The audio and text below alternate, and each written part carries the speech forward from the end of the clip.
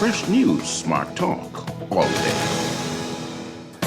The views and opinions of the hosts and guests are their own and do not necessarily reflect the position of the management and staff of Guardian Network.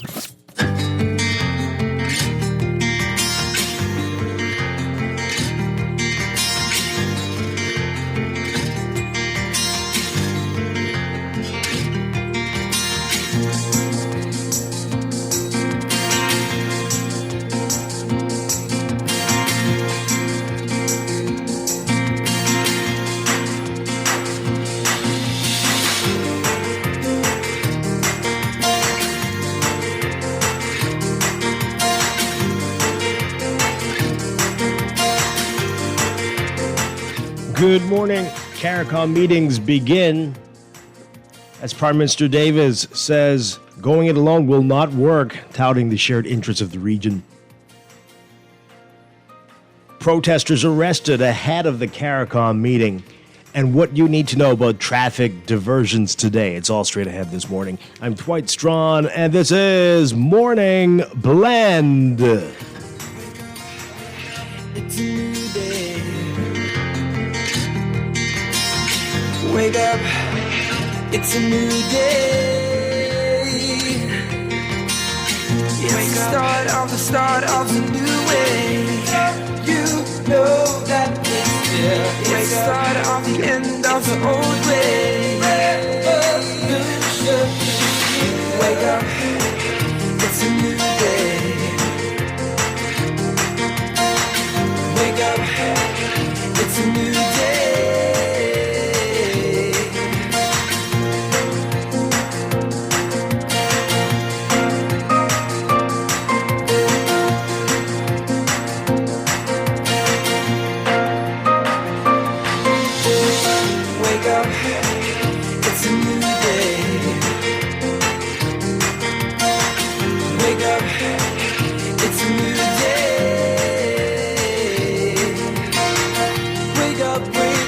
Good morning again, Bahamas. It is Thursday, February 16th, 2023. This is Morning Blend on Guardian Radio 96.9. Again, I'm Dwight Strachan. In a moment, Laverne Gardner will be joining us. Also this morning in Morning Blend Business, we're going to be talking about the Museum Association of the Caribbean conference that is slated for right here in the Bahamas next month. We'll get some details about that coming up. But first, it's time for the overnight, the latest breaking news from while we're sleeping, and the top national and international headlines this morning.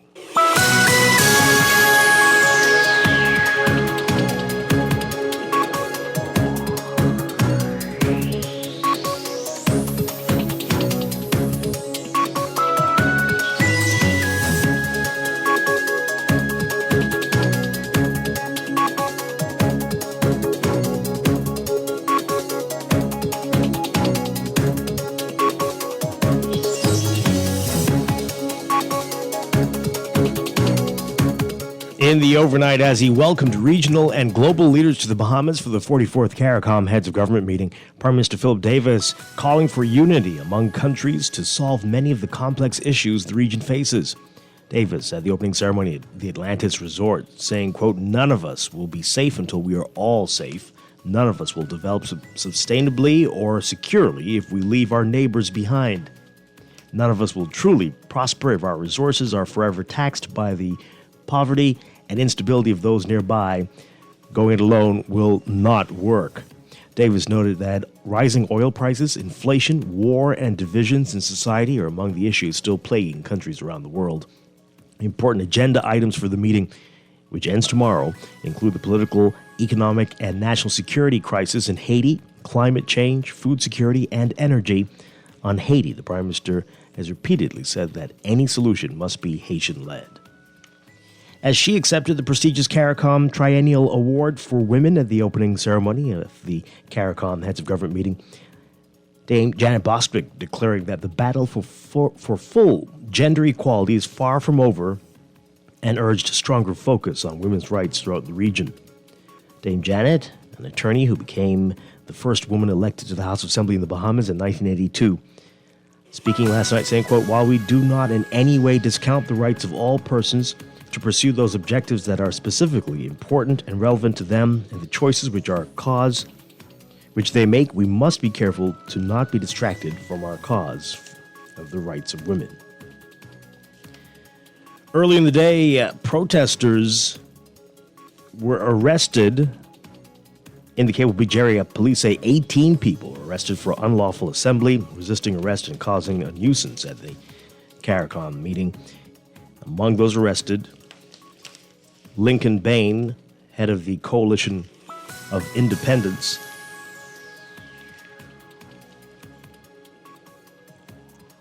Bain, who live-streamed his protest of the meeting, was with supporters at the entrance of Bahamar when police asked him to leave.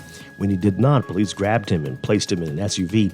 Among those arrested were 14 men and 4 women. According to police, the group, who did not have proper authorization to hold a protest, were asked to disperse and leave the area immediately, which they refused. Police say subsequently 18 people were arrested for offenses including unlawful assembly, resisting arrest, and causing a nuisance. Immigration Minister Keith Bell says the video depicting alleged immigration officers attacking 2 men at a barbershop is under police investigation and should be concluded by next week. Speaking to reporters, he says it's under active investigation. He says that by next week or so, they hope to hear from the police on the matter. In the video, 2 people dressed in green fatigues and with what appears to be the word immigration written on their clothing in white text are inside a business confronting 2 men who have since been identified as Haitian barbers, 33-year-old Gary Filius and 38-year-old Wilfred Sinatus. Both men in green slapped the barbers multiple times.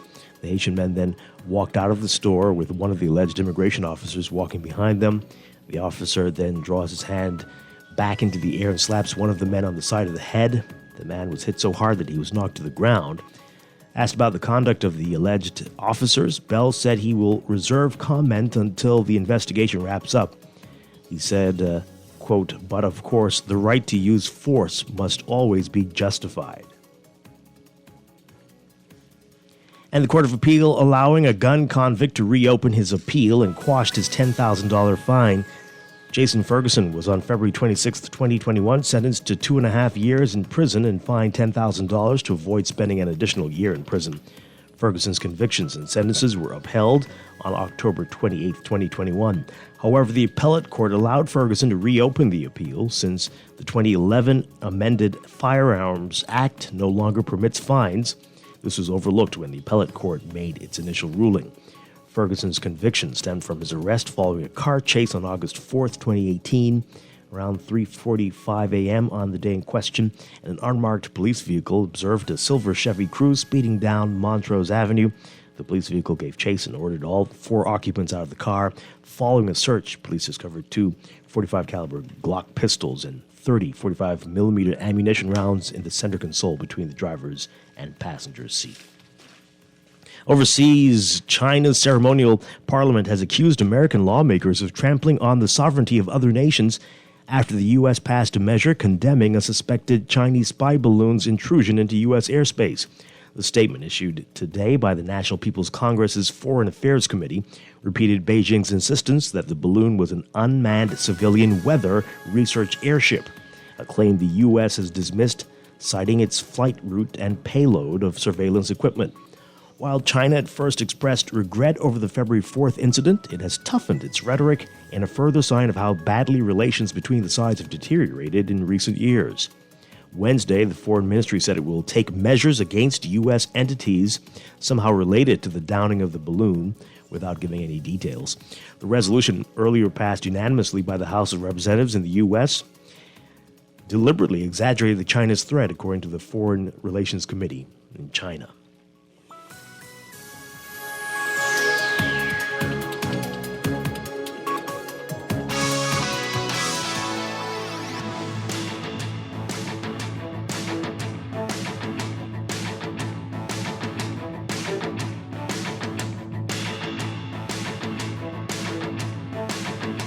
In sports, there were a few close games to tip off the 2023 GSSA Government Secondary School Sports Association Best of 3 Basketball Championships at the Kendall Isaacs Gym. Striking first in the senior boys division, the C.I. Gibson Rattlers. They held off a pesky Anatol Rogers Timberwolves squad 58-49. In the senior girls, the C.R. Walker Knights upset the Rattlers 47-46 on late game heroics to take a 1-0 lead in that series. The D.W. Davis Royals held back the S.C. McPherson Sharks in the junior boys division, winning 40-35 to go up 1-0 in that series so far. And the C.H. Reeves Raptors secured a slightly convincing victory of 31-23 over H.O. Nash Lions, taking a 1-0 lead in that junior girls competition. The second game of all four series set for today at 4 p.m. at Kendall Isaacs Gym. And in swimming, the Bahamas will be seeking its fifth straight Carifta title this Easter holiday weekend, and local swimmers are gearing up, putting their best foot forward to be on the team. They'll represent the country. They put on a show over the weekend as some achieved the qualifying times for the first time, and others lowered their qualifying times. Performances done at the Black Marlins Winter Invitational. You can read about who lowered their times and achieved best of times in today's Guardian Sports section. That's sports, and that's the overnight. Time for your first look at weather.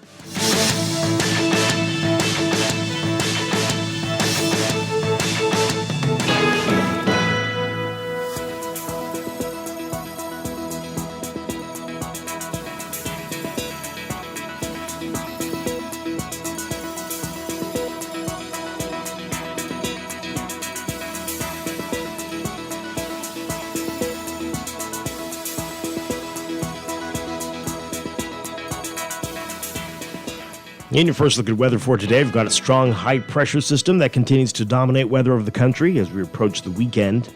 There's a risk of rip currents along northeast and easterly beaches. For all areas today, your forecast calls for partly sunny conditions, cloudy periods across the southeast Bahamas, mild and breezy with isolated showers, becoming fair, cool, and breezy tonight. For boat or small craft, caution in the northwest Bahamas. And that should be, and there's a small craft advisory in the central and southeast Bahamas. Winds southeasterly at 15 to 20 knots in the northwestern islands, easterly at 20 to 25 knots in the central and southeastern islands. Seas 4 to 7 feet in the northwest Bahamas, but building to 5 to 8 feet in the central and southeast islands. Seas higher along northeast and easterly beaches. Temperatures today getting up to around 82 Fahrenheit, 28 Celsius. Overnight lows tonight getting down to 66 Fahrenheit, 19 Celsius. That's your first look at weather this morning. We'll have your extended outlook coming up after traffic in just a bit.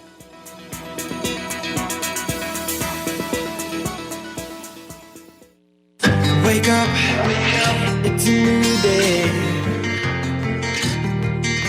It's time for a break, but when we come back, we're discussing the day's top stories right here on Morning Blend, on your home for fresh news and smart talk all day, Guardian Radio 96.9. Know that it's the start of the end of the old way. Wake up, it's a new day. Wake up, it's a new day. At Doctors Hospital, our lamp just got brighter. The Loyalty Advantage membership program now has 3 unique plans to choose from.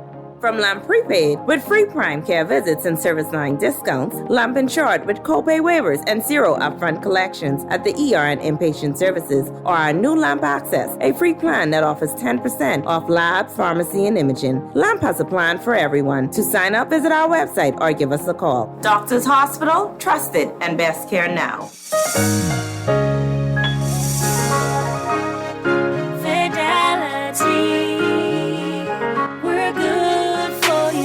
With so much going on in the world today, only accepting cash at your business can be risky. Let Fidelity offer you and your customers safety, convenience, and the flexibility of a fixed or mobile terminal.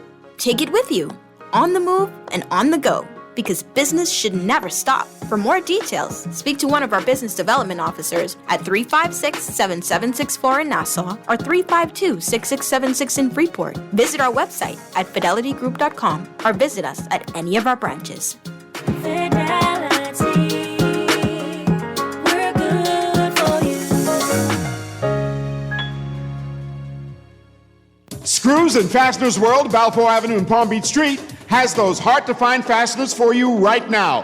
You can find stainless steel regular hex, carriage bolts, galvanized bolts, threaded rods, nails, self-tap screws, sex bolts, anchor bolts, turnbuckles, masonry tools, hand tools, and weed whacker strings. Check out the rope selection and car body fasteners, too. Special orders are welcome. It's your #1 fastener store. Screws and Fasteners World, Balfour Avenue and Palm Beach Streets. Call 326-1976. Wake up, it's a new day. Wake up. Welcome back to Morning Blend here on Guardian Radio 96.9. We are streaming live on GuardianTalkRadio.com and on the Guardian Radio app for smart devices. We're also on your televisions on Cable Bahamas Channel 969 and BTC Flow Channel 612. You can tweet us at MorningBlend969 or Facebook.com/MorningBlend969. Text us 422-4796. Standard text rates apply on the BTC powered text line. Once again, I'm Dwight Strachan. Joining me now, Laverne Gardner. Laverne, good morning. Good morning. How are you doing? Hope all's well. Yeah, I'm great. How are you? Doing pretty good. A lot to get to this morning with all that happened yesterday. We'll get to that in a bit. And later in business, we're going to be talking about the Museum of Association of the Caribbean, what they're all about, and a conference they're having here next month. We'll get all the details about that in business in our 9 o'clock hour. But let's begin, though, with what else is in the news.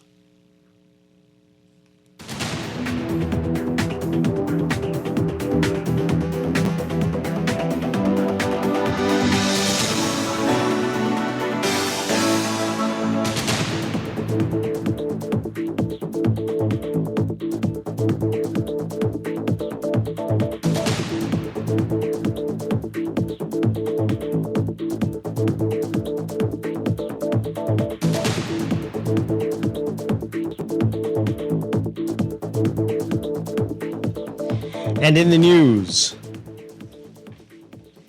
quite a lot to discuss from yesterday. Yes, the CARICOM meetings are underway, but what happened on the outside is what most people are talking about. First off, the traffic nightmare from yesterday morning, and we had a lot of people calling in and expressing their displeasure about that yesterday. And then what happened with the protesters. So Let's get to that. With the traffic situation, what a nightmare, right? But of course, we were not informed about this, and this is very, very odd. And I'm not sure. I can't verify. I see some people make excuses about stuff that was said, but that's not what happened. What the police did on Sunday and Monday was tell us about traffic diversions for today. For tonight, and we'll tell you about that in a couple minutes in traffic, but no mention of what was going to happen yesterday. Apparently, they did have a press conference, but normally, if nobody attends, they still put out that information, and that was never done. Never done. So the police have to take full responsibility for that mess up yesterday. Very, very odd, and I don't understand it. But anyway, will that happen today? I'm not too sure. It doesn't look like anything is happening other than what's going to happen tonight. We'll tell you again about that tonight. That's expected for 4 o'clock for downtown. So coming in a few minutes, we'll tell you about that in our traffic report. But it'll be later today. But so that was a mess. But also, as we knew that was going to happen because he said it, Lincoln Bain and the Coalition of Independents protesting outside Bahamar, and the police arrested a number of people as a result of this. Police issuing a statement later. We'll read the police statement, then we'll get to what COI people are saying. The powerful audio that they put up, they were live streaming, of course, they always do. And but police say 18 adults were arrested in reference to unlawful assembly. Right, so police arrested 14 adult males, including the leader of the Coalition of Independents, along with 4 adult females, for unlawful assembly ahead of the 2023 CARICOM meeting. Initial reports indicated that sometime between 9 a.m. and 11 a.m. on Wednesday, officers posted at various checkpoints in the Western District of New Providence for the protection of VIP guests, attending the CARICOM meeting were met with resistance from a group of persons. This is the police now. That's what they're saying. The group, who did not have proper authorization to hold a protest, were asked to disperse and leave the area immediately, which they refused. Subsequently, 18 persons were arrested for the following offenses: unlawful assembly, resisting arrest, and causing a nuisance. Police wish to inform members of the public that the safety and security of all diplomats attending CARICOM will be treated seriously and with the strictest enforcement of the law. Additionally, the public is advised to avoid the conference area if they can as much as possible for the next 2 days. All right, so that's a statement from the police. But if you were watching the live video, things went a little bit differently. This is going to be the audio only, but take a listen carefully to this. And so he said, well, this is Bahama property. And I showed him that I am a paying guest, and many of us are paying guests. Bahama. Many of us are paying guests of Bahama. My friend, we need to liberate ourselves. We bring that Foster. You bring that freedom of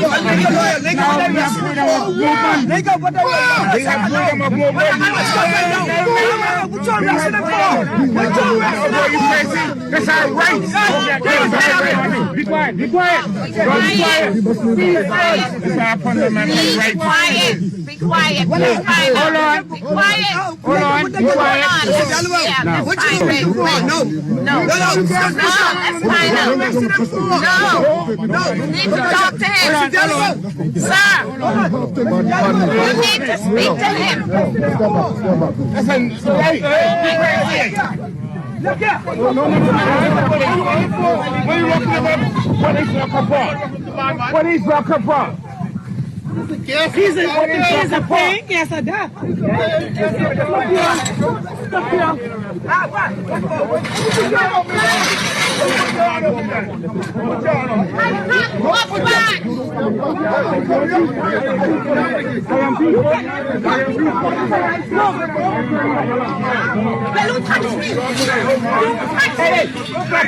She's a paying guest.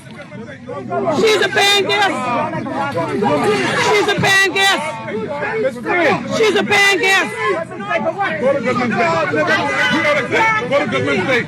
Take your crowd to Goodman's Bay, and you organize your protest, peaceful protest. Let's have to go. Okay, so it was a chaotic scene, as you can tell. But if you were listening carefully, and Laverne, you heard it, right? Officers were telling the folks there after they arrested Lincoln Bain to go to Goodman's Bay.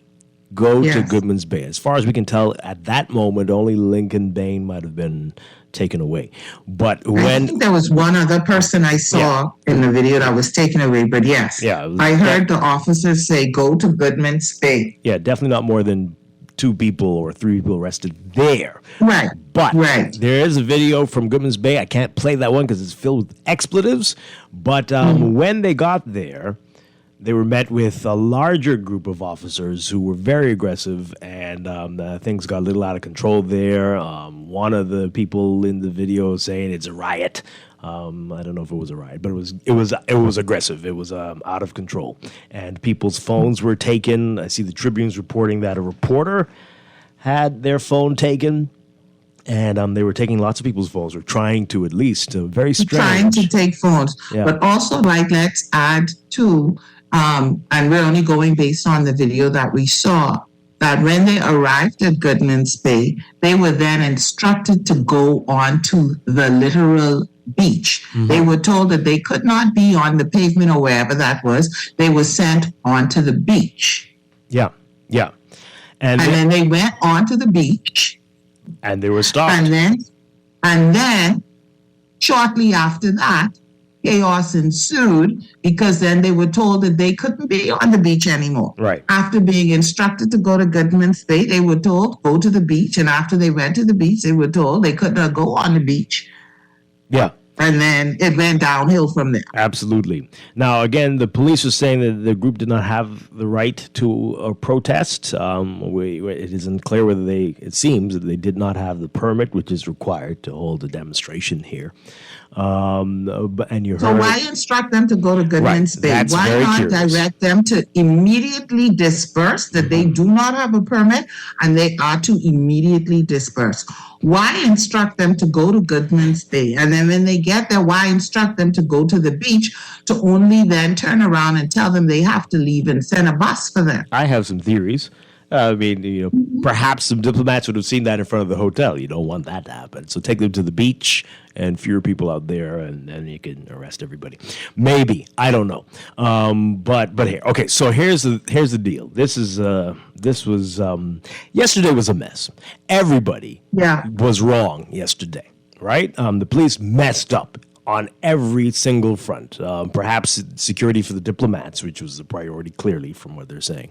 They might have done well with that. But everything else, a total disaster, making life very uncomfortable for people who live here.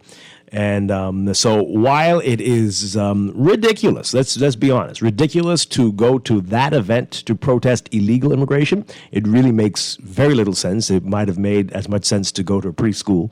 I don't know why you would do that. What are you hoping to accomplish? What are people going to say? Yeah, are they going to say we have it too? We have illegal immigration too. What? Yeah, we should join your protest. What? I don't understand. It is a big problem. It is a huge problem. But that's not the place to demonstrate. They're right around the corner. They have some buildings going up, and from what we're hearing, a lot of the people working on these are undocumented. Perhaps protest in front of their places.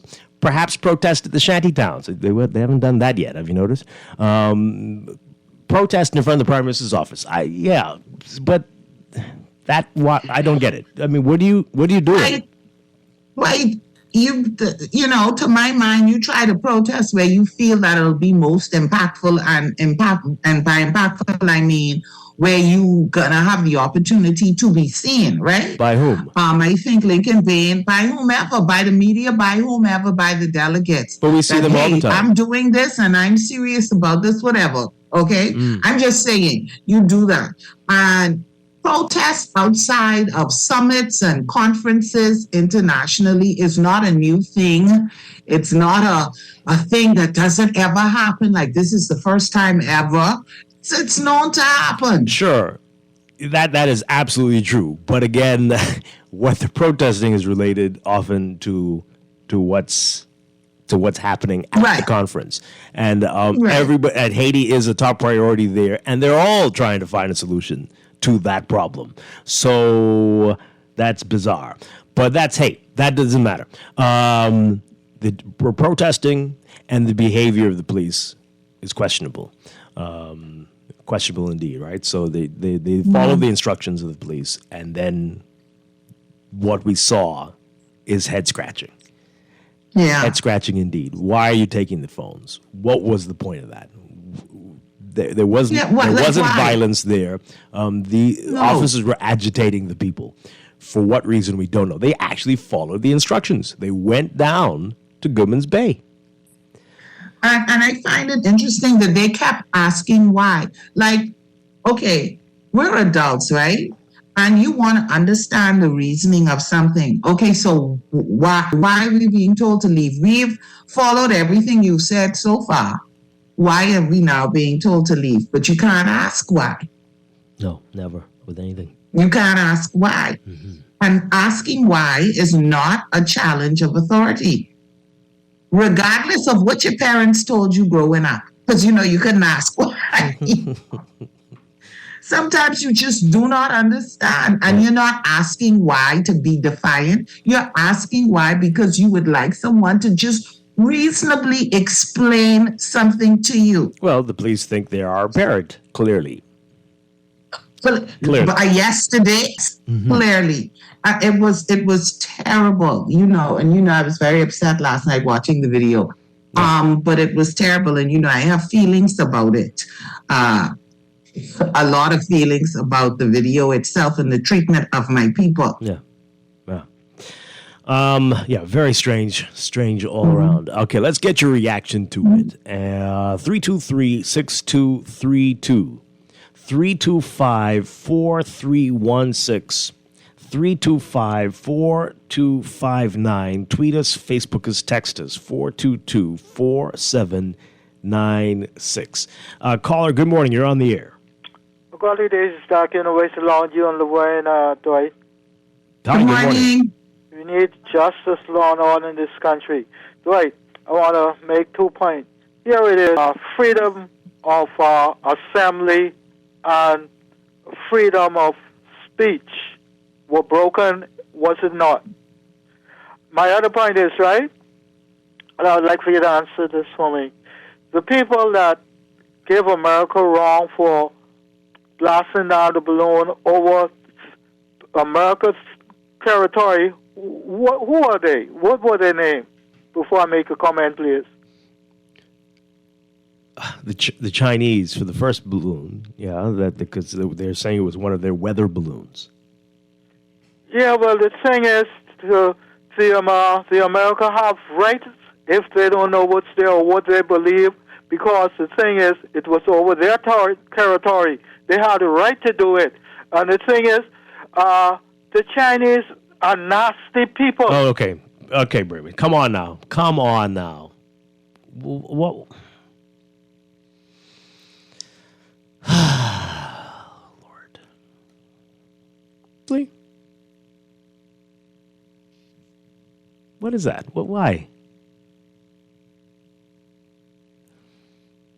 So yeah, going back to the yes. I don't have the energy. Oh God. Oh my God. Oh man. Okay. Let's take another call. Good morning, caller. You're on the air. Good morning, guys. How are you this morning? Doing well.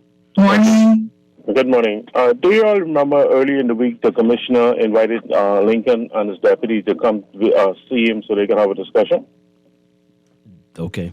Yeah, I heard about that. Yes. We don't know what took place in the discussion, why they weren't granted to permit protest, right?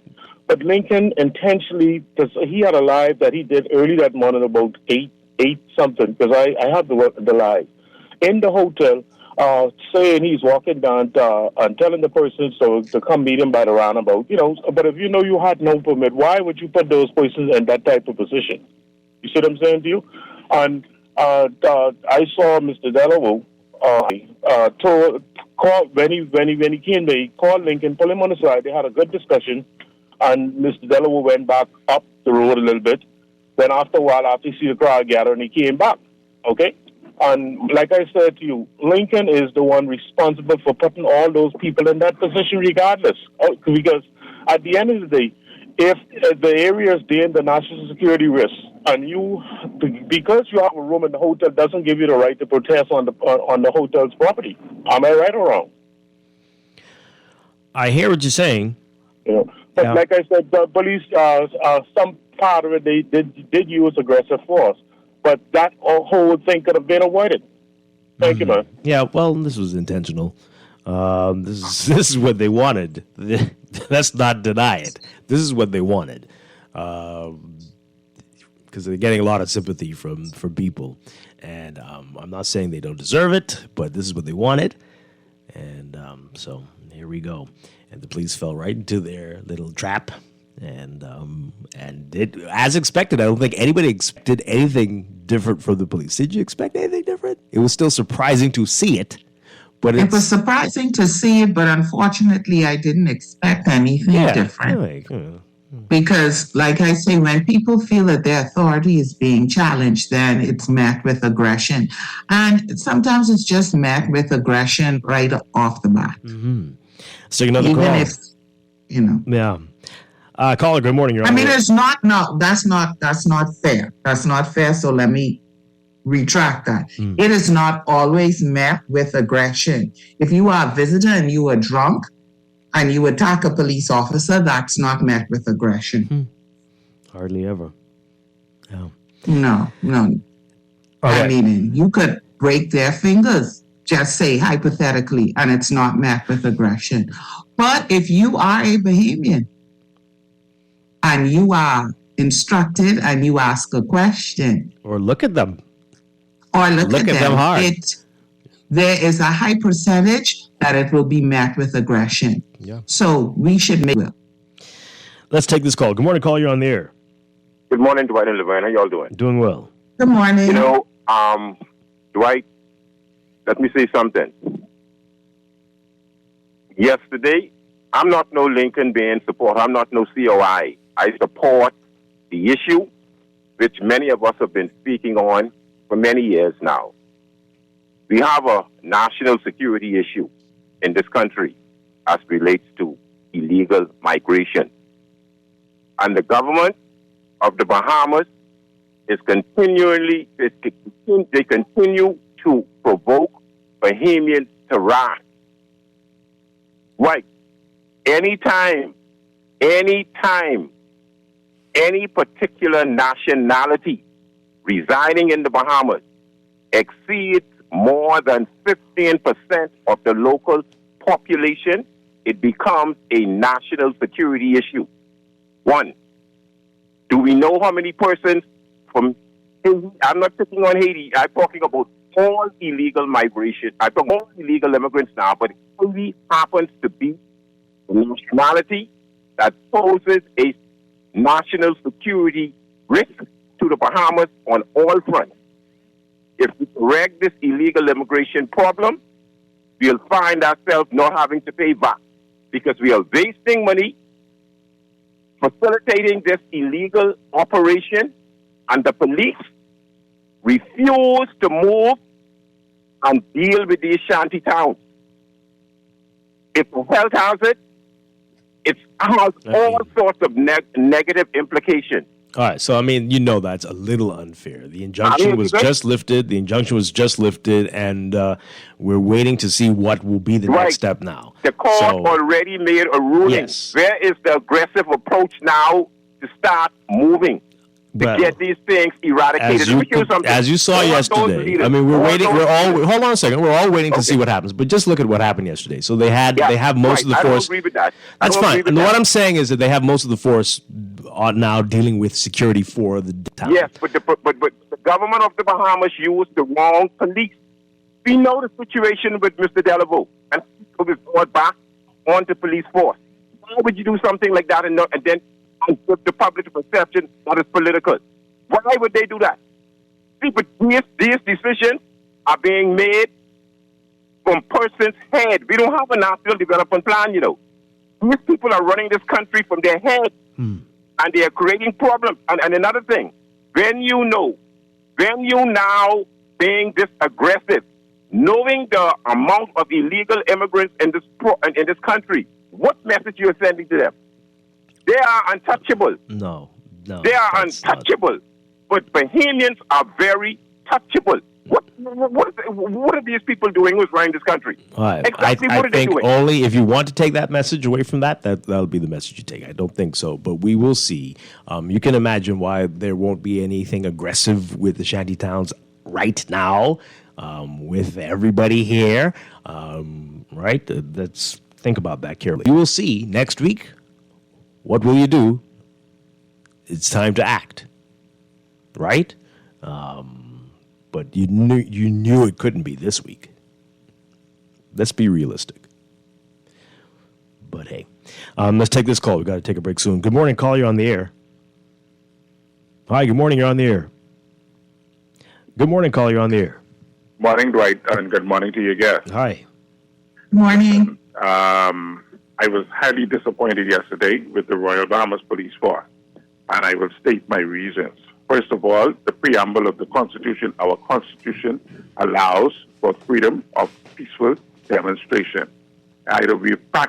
We've been doing the practice of asking the police to protest so long that we think it's right. When we notify the police, for to cover our peaceful demonstration. We ain't have to ask the police to do no demonstration as long as it's peaceful. You understand? I was highly disappointed with the police yesterday. Well, this is the thing. When the Constitution is very vague, then we can create laws. The Constitution is not. Oh, okay. Well, we have a law that requires you to get a permit. We have a law. That law is just that is under the Constitution, and if it supersedes the Constitution, then that law falls away. Well, they're saying it doesn't. They're saying it doesn't, right? That is exactly what it is, right? And ain't only that, they're making this a Lincoln Bain thing. That yesterday was not a Lincoln Bain thing. But they so focused on Lincoln Bain. When he went to the shanty towns on Carmichael Road with the felling of the trees Saturday, they made it a Lincoln Bain thing. So this is showing a pattern. That is where they faltering.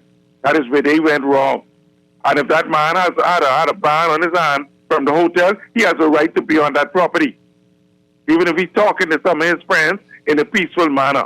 There is a law, an international law that says even if you protest peacefully, that you have a right to be within air view of the people that you're protesting to or with or against. That is law. We have a law in our Constitution that gives them the right to peaceful demonstration. And all I quoting is laws. I ain't quoting no PLPF and them and no Lincoln Bain. Laws. And all of those laws were broken by the Royal Bahamas Police Force yesterday. Thanks for taking my call. Okay. All right. And let's see if we can get this one in. Yes, are you there, caller? Good morning. Yes. How you doing? Good morning, Dwight. Hi. Dwight, just what you just said, right? So you're saying there's particular days that you can violate the law if certain people are in town, or the law should not be violated every day? No, I'm not saying that at all. Right, but that's what it amounts to. And you say, well, you don't arrest people, and certain people are in town. And so he says, we'll see. It's surprising that they wouldn't do that this week. But this is what got us to where we are. Exactly what we are. When we sweat, we say, this one get a pass, this group get a pass, that one get a pass, because you're connected. But let's get back to the assembly. What you have is a freedom of assembly. This, what happened yesterday, and the Constitution guarantees this. I don't know how notifying the police for security purpose has morphed into requiring consent. But the freedom of assembly, this should scare the daylights out of Rotary, churches, and all of these other different things. Because there was no reason for the action that was taken except for fear of vehement freedom of expression and assembly and association.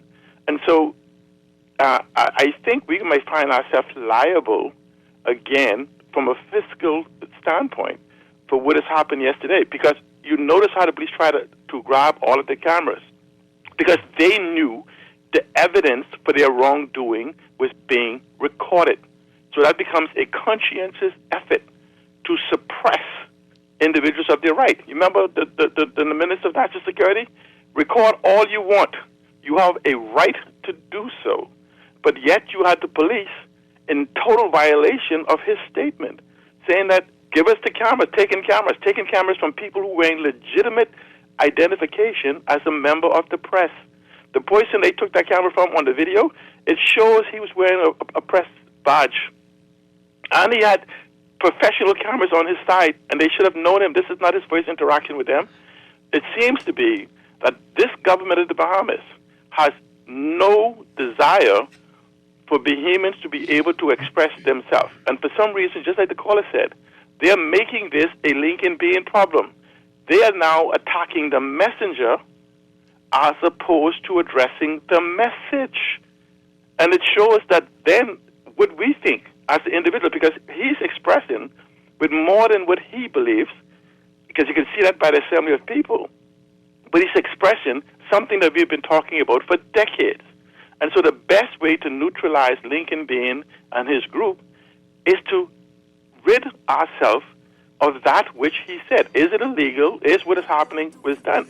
But somehow, whenever we have a discussion, right, like even for this shanty town thing, we convolute and conflate things. We go, what do you do about housing? There's a housing issue. That's a separate thing. Seems like the Her Majesty Official Opposition, Mr. Michael Pintas, said it's a housing issue. The housing issue may be interrelated to the shanty town, but it is not the problem. The shanty town is an illegal building that needs to be addressed the same way they address it for everywhere else in the Bahamas. And so if we say we have an immigration problem, let's deal with the symptoms, not the symptoms, the root of it. We have a housing problem, let's deal with that. And we have a social safety net that's supposed to deal with it. The government has supposed to be a solution for it that they don't want to impose. But they'll find money for traveling around the world, but they will not find money to basically address the housing. What is important? Oh, it's important for us to assemble and send the Prime Minister and his bodyguards and then reduce the 30, 40, 50, 60 million we're spending on traveling. Okay. And ask yourself how much apartment buildings that could build, how many buildings that could rehabilitate. We say we have money to go to these IDB and all these other people have money for whatever it is we want. We spend technology, can't get paperless documents, but we can't build housing for Bahamians. All right, great points you're raising there. We've got to take a break. We'll pick this up on the other side. This is Morning Blend on Guardian Radio 96.9. It's time to push back, push back. It's time to push back, push back. I don't know about you, but I get you ready to go on the road and dirty up the city. When you see them women in the costume pretty, you may think they don't wanna wet on nobody, but they're not fish and pay. Down here with us break and straight. Right now I'm feeling brand new. Why need to some junk I know? This is what I call a fact. Everybody get a boo. I want you to answer me. I have a question for you. Do you come to jump up? Then start to jump up. This is Guardian Radio, your station for up-to-the-minute news, intelligent, interactive, and engaging conversation. 96.9 FM.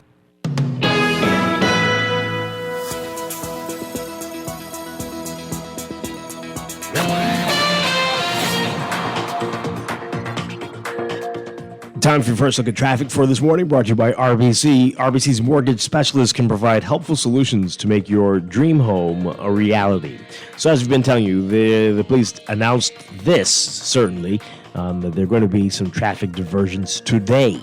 That's going to be between 4 o'clock this afternoon and 11 p.m. tonight. So there are going to be road closures downtown, the downtown area, and traffic diversions. So traffic traveling north on Blue Hill Road will be diverted street, and traffic traveling east on Meeting Street will be diverted south on Hospital Lane. Traffic traveling west on Shirley Street will be diverted north and south on East Street. And local traffic leaving from the following streets will be diverted east out of the area. That's George Street, Market Street North, Frederick Street, Charlotte Street, Parliament Street, and Bank Lane. Basic story, the bottom line is avoid downtown from after 3 o'clock. You don't want to be anywhere near there. Get out of there if you're there. You don't want to be there after 4 o'clock. It's going to be a mess. Right now, in your real-time traffic, nothing like what we saw yesterday, but there is traffic on John F. Kennedy Drive, westbound from between Tonic Williams Darling Highway and the roundabout at Gladstone Road and Bahamar Boulevard. It's westbound, and Gladstone is very busy from just north of Fire Trail northbound to that roundabout at this time. On West Bay Street, we're seeing it's more traffic than usual near Bahamar, so keep that in mind if you're in that part of the island. Already the six-legged roundabout seeing some heavy traffic northbound on Mile Butler Highway and southbound on New Providence Highway. Further south, Mile Butler Highway, heavy traffic from well south of the Fire Trail roundabout, straight up to Tonic Williams Darling Highway. Fire Trail backed up as well, especially eastbound, almost midway between Gladstone and Milo Butler Highway. Further south, Carmichael near Milo Butler Highway and Faith Avenue, that's looking congested for you. And heavy traffic on Carmichael westbound to Coral Harbor Road. Eastbound on Carmichael busy for you as well as you head out to Blue Hill Road. And in eastern New Providence, we've got Eastern Road, seeing some congestion just east of Fox Hill to about Johnson Road. And Prince Charles near Elizabeth Estates, and especially Beatrice Avenue. Shirley Street just north of Robinson and Prince Charles on the way to Bernard, Wolf, and Village. And some building traffic on Mackey Street. That's what we're looking at right now. That's your real-time traffic and your Morning Blend traffic alert. Brought to you by RBC. Remember,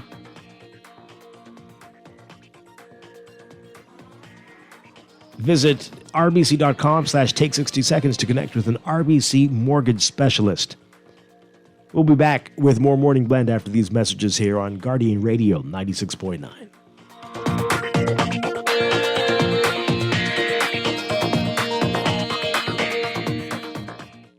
Whether you're looking for your first or new home or even using your existing home as equity, RBC understands that your journey to home ownership is unique and your mortgage financing should reflect that. That is why at RBC we have dedicated mortgage specialists that provide sound advice and helpful solutions to make your dream home a reality. Best of all, the RBC mortgage team is mobile, flexible, and will meet you almost anywhere. Visit rbc.com/take 60 seconds to connect with an RBC mortgage specialist. Technology serves to make our lives better, so why not your business too? At Custom Computers, we've been maintaining our knowledge and relationships with top 7 and carry only the most trusted brands like Apple, Microsoft, HP, and more. No company has helped more businesses build reliable IT systems than Custom Computers. You name it, we've done it. Call 396-1101 to talk to any of our business experts. Find trust in your tech. Count on Custom Computers. Welcome to the power of Visa, with access to thousands of travel and shopping and dining discounts with up to $1,500 in savings yearly with Mobile Assist's new prepaid Visa travel rewards cards. Book the cheapest flights, even cheaper than Orbitz and Expedia. Get cash back at participating hotels, car rentals with automatic insurance, and online shopping discounts at U.S. stores like Gap, Best Buy, and more. Get your 30-day free trial when you download our Mobile Assist app. Visit Mobile Assist/rewards now for your prepaid Visa travel rewards card.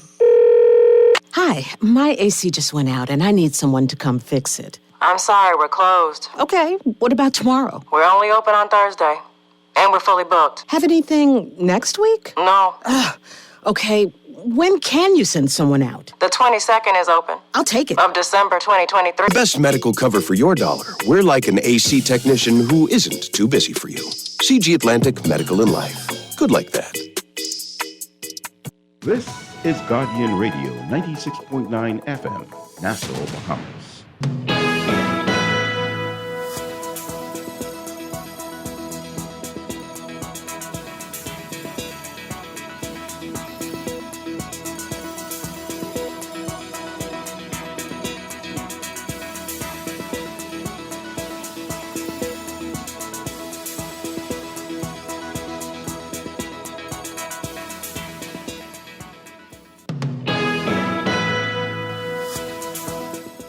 Welcome back to Morning Blend here on Guardian Radio 96.9. We are streaming live on GuardianTalkRadio.com and on the Guardian Radio app for devices. We're also on your televisions on Cable Bahamas, Channel 969, and BTC Flow, Channel 612. You can tweet us at Morning Blend 969 or Facebook.com/MorningBlend969. Text us 422-4796. And now at 8:24, it's time for another check of your weather for today, brought to you by Bahamas First Insurance. Here's what's happening. We've got a strong high-pressure system that continues to dominate weather across the country as we approach the weekend. There's also a risk of rip currents along northeast and easterly beaches. For today, for all areas, look for partly sunny conditions with cloudy periods across the southeast Bahamas. Mild and breezy with isolated showers, becoming fair, cool, and breezy tonight. Small craft caution in effect for the northwest Bahamas, becoming a small craft advisory in the central and southeast Bahamas. Temperatures today expected to get up to around 82 Fahrenheit, 28 Celsius. Overnight lows tonight getting down to 66 Fahrenheit, 19 Celsius. In extended outlook, that high pressure will drift eastwards ahead of an approaching cold front expected across the northwest Bahamas by Saturday.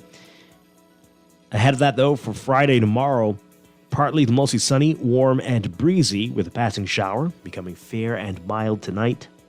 Saturday, partly cloudy to cloudy with widely scattered showers and isolated thunderstorms across the extreme northwest Bahamas.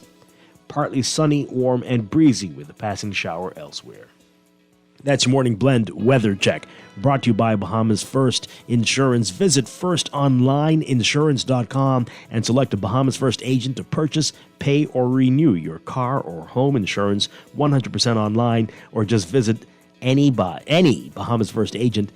Bahamas First, celebrating 40 years as the first Bahamian general insurance company. What's first for you comes first for us.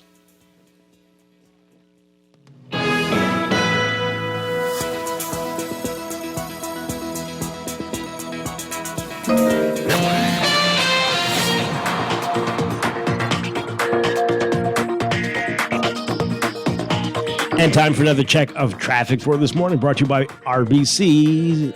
RBC's mortgage specialist can provide helpful solutions to make your dream home a reality.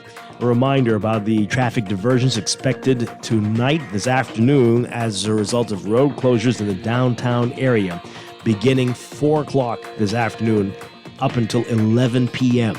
And so there are a number of road closures in the downtown area, and there will be diversions. Traffic traveling north along Blue Hill Road will be diverted west on Dillett Street. If you're traveling east on Meeting Street, you'll be diverted south onto Hospital Lane. Traffic traveling west on Shirley Street will be diverted north and south on East Street. And local traffic leaving from these streets will be diverted east out of the area. So George Street, Market Street North, Frederick Street, Charlotte Street, Parliament Street, and Bank Lane. Obviously, that means you need to avoid the downtown area from before 4 o'clock. If you can, 3 o'clock, get out of there.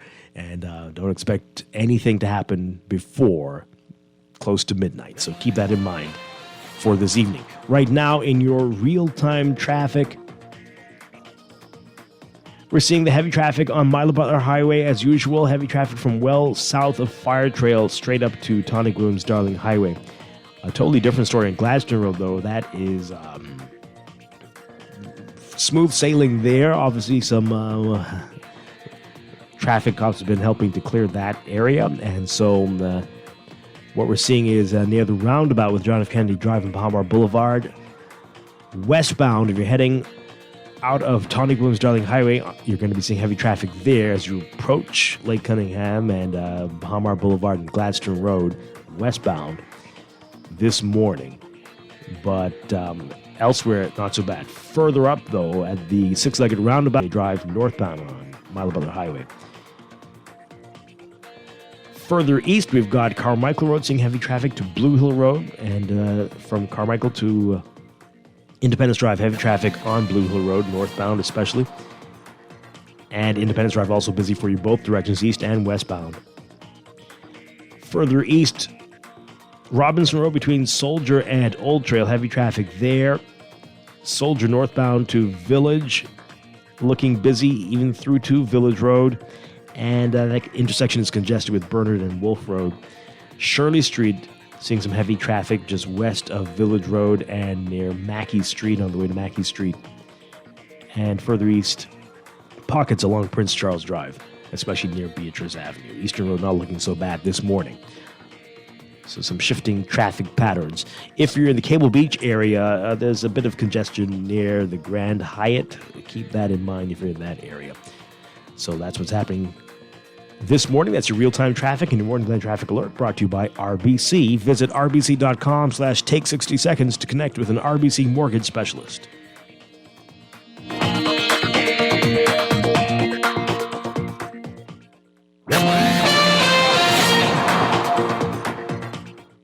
Whether you're looking for your first or new home or even using your existing home as equity, RBC understands that your journey to home ownership is unique and your mortgage financing should reflect that. That is why at RBC we have dedicated mortgage specialists that provide sound advice and helpful solutions to make your dream home a reality. Best of all, the RBC mortgage team is mobile, flexible, and will meet you almost anywhere. Visit rbc.com/take 60 seconds to connect with an RBC mortgage specialist.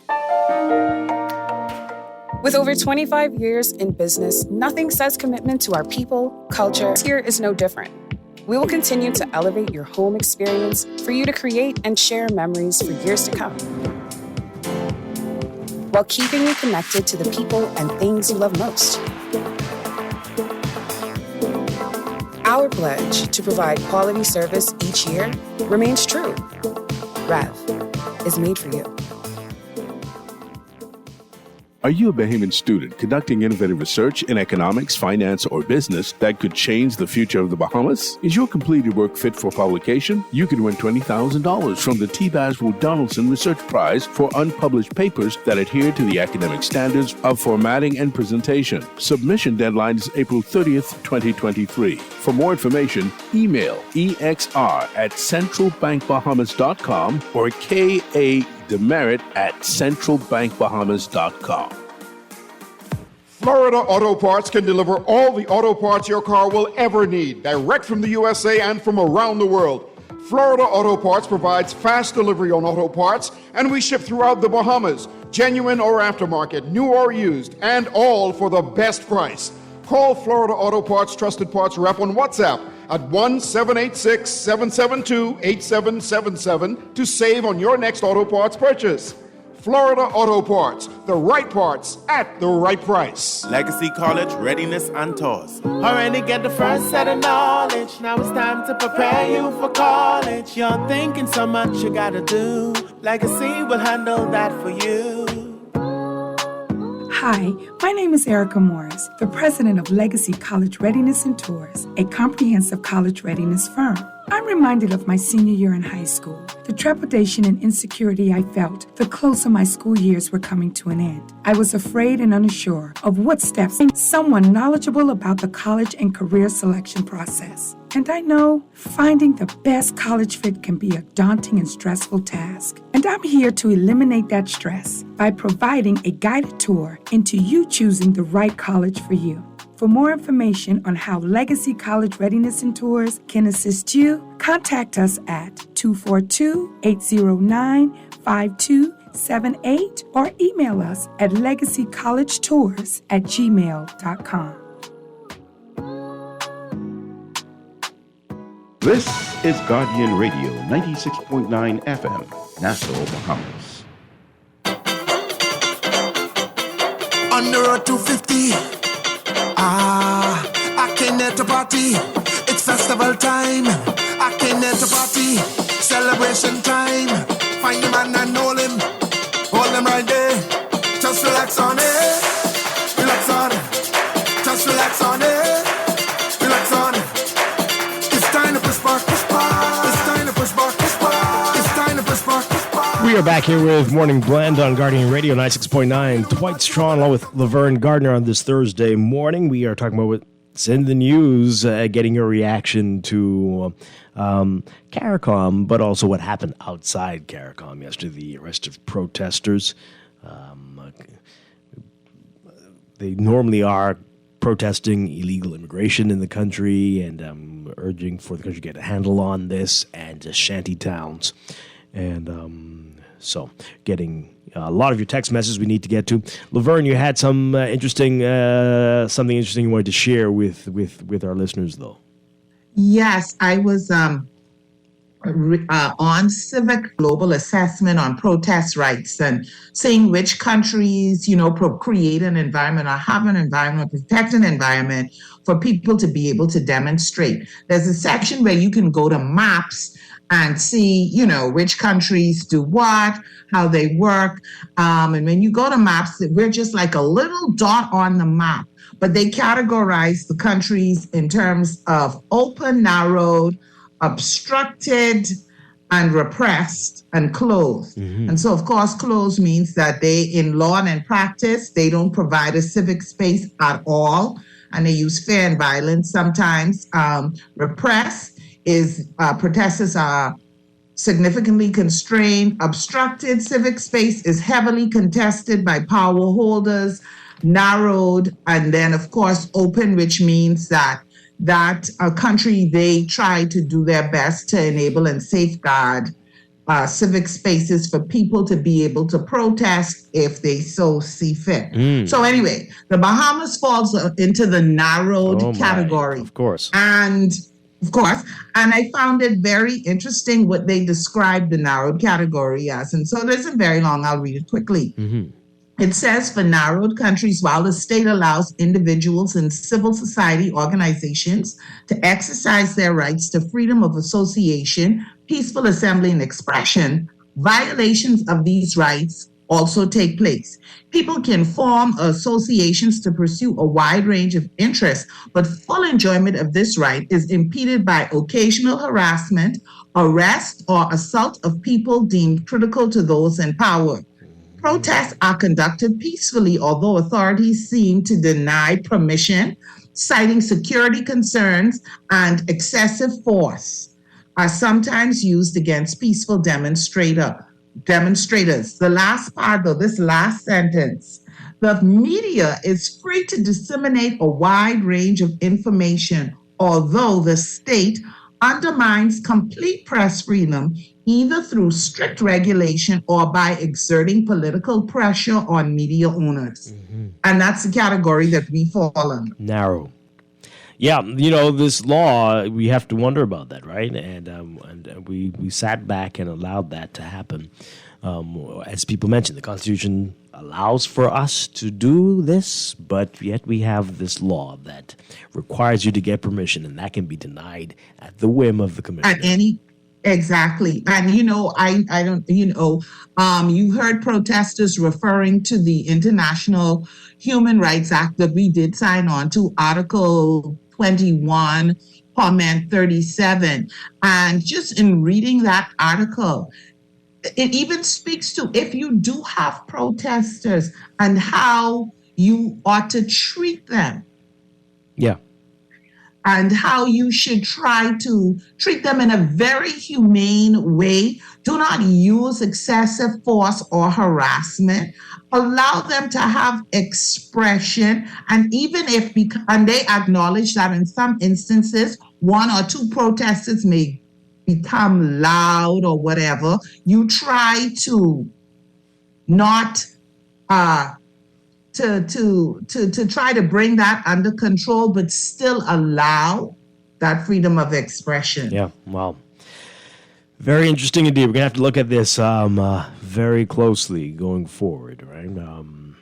We understand, I think we understand what they're hoping to avoid happening, but again, how arbitrary it is, and whether it is being done to protect the interests of those in power, like you mentioned, very scary. Yeah. I found that really interesting, and the fact that we fall under that, they have the Bahamas listed under that category. Yeah. You send it to me, I'll post it so people can take a look at it as well. All right, let's take these calls, and then we need to get to the text messages. Caller, good morning, you're on the air. Morning, Dwight. And Laverne again. Hi. Morning. Dwight, I apologize, Dwight, for calling back, but I can make this quick. Laverne, you are a breath of fresh air to this nation this morning. Thank you very much. And you should even be further outraged because that young lady, according to the video that I have on my phone, was harassed and kicked down in the dirt by the police. You know that lady ended up in the hospital? So I heard. Women of this country should be outraged. That 29-year-old lady was kicked down by the police. And that's not the Bahamian police way. That's almost put me in the mind that stuff was happening over there in Haiti has already trickled down to this Bahamas. That is what that made me feel like this morning. Well, okay. I just called to say that. We don't kick BK Bonnie, but they never kick down nobody like that. Plenty of people have been done in by the police. So that's not it anyway. But I hear you. Okay. Really? That is, unfortunately, that is kind of our way. That is very much the way. That's not the, maybe not to this extent, but we have heard, not only have we heard in this day and age in which we live, we have seen some officers in action on abuse of power and using excessive force. My goodness. They have tons of lawsuits. Especially if they feel challenged in some way. Got tons of people who won cases. They've won cases, tons of money against the police force for this kind of stuff. Yeah. New under this sun. Good morning, caller. You're on the air. Good morning, Dwight. Good morning, Laverne. Hi. Good morning. Just want to add, I think that precedence has already been set from yesterday and most of the callers this morning. I think primarily from my standpoint, I am one of those who, I am very appalled at the way how, especially the young lady Crystal was treated in that video, and the violations of taking people's equipment such as cameras and stuff that shows documentary proof that when this thing is challenged, that these people can go ahead and say this act has actually happened. And that stuff is taken away.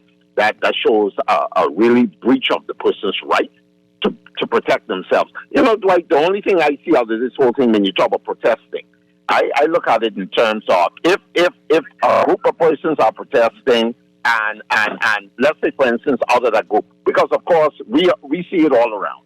there might be that one or two, or maybe a small pocket of persons who may act outside of what the intentions were, like breaking up people's property and all that stuff. Then yes, I could see the police actually taking action against those persons, because that part is actually breaking the law. But whenever you could tell me Bahamians have to get permission, when the Constitution simply states that a person has freedom of assembly, association, movement, and speech, and you can tell me they put a law in place where I must get permission to do that when my Constitution already guarantees that. I mean, there's no law or any body or any government that supersedes the supreme law of the land, and that's our Constitution. In closing, what I see is right now, a lot of Bahamians feel very uneasy even living in this country right now, and we feel as if we are headed down already to a dictator state, a police state, and we have to fix this matter.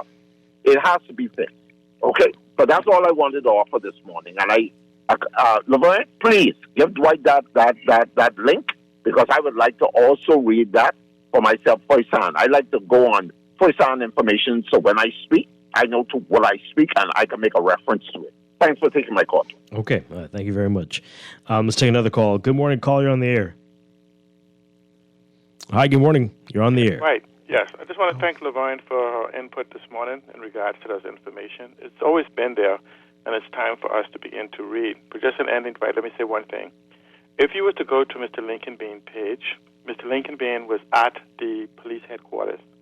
After meeting with the Commissioner of Police, he sat in their cafeteria eating lunch, and he discussed the details of their discussion, which included notifying the police of his intent, and the fact that he said that the Commissioner of Police says that he understood and what he was trying to achieve, and he had no problem with it. Mr. Bain at that particular time also said during that live, it's from police headquarters.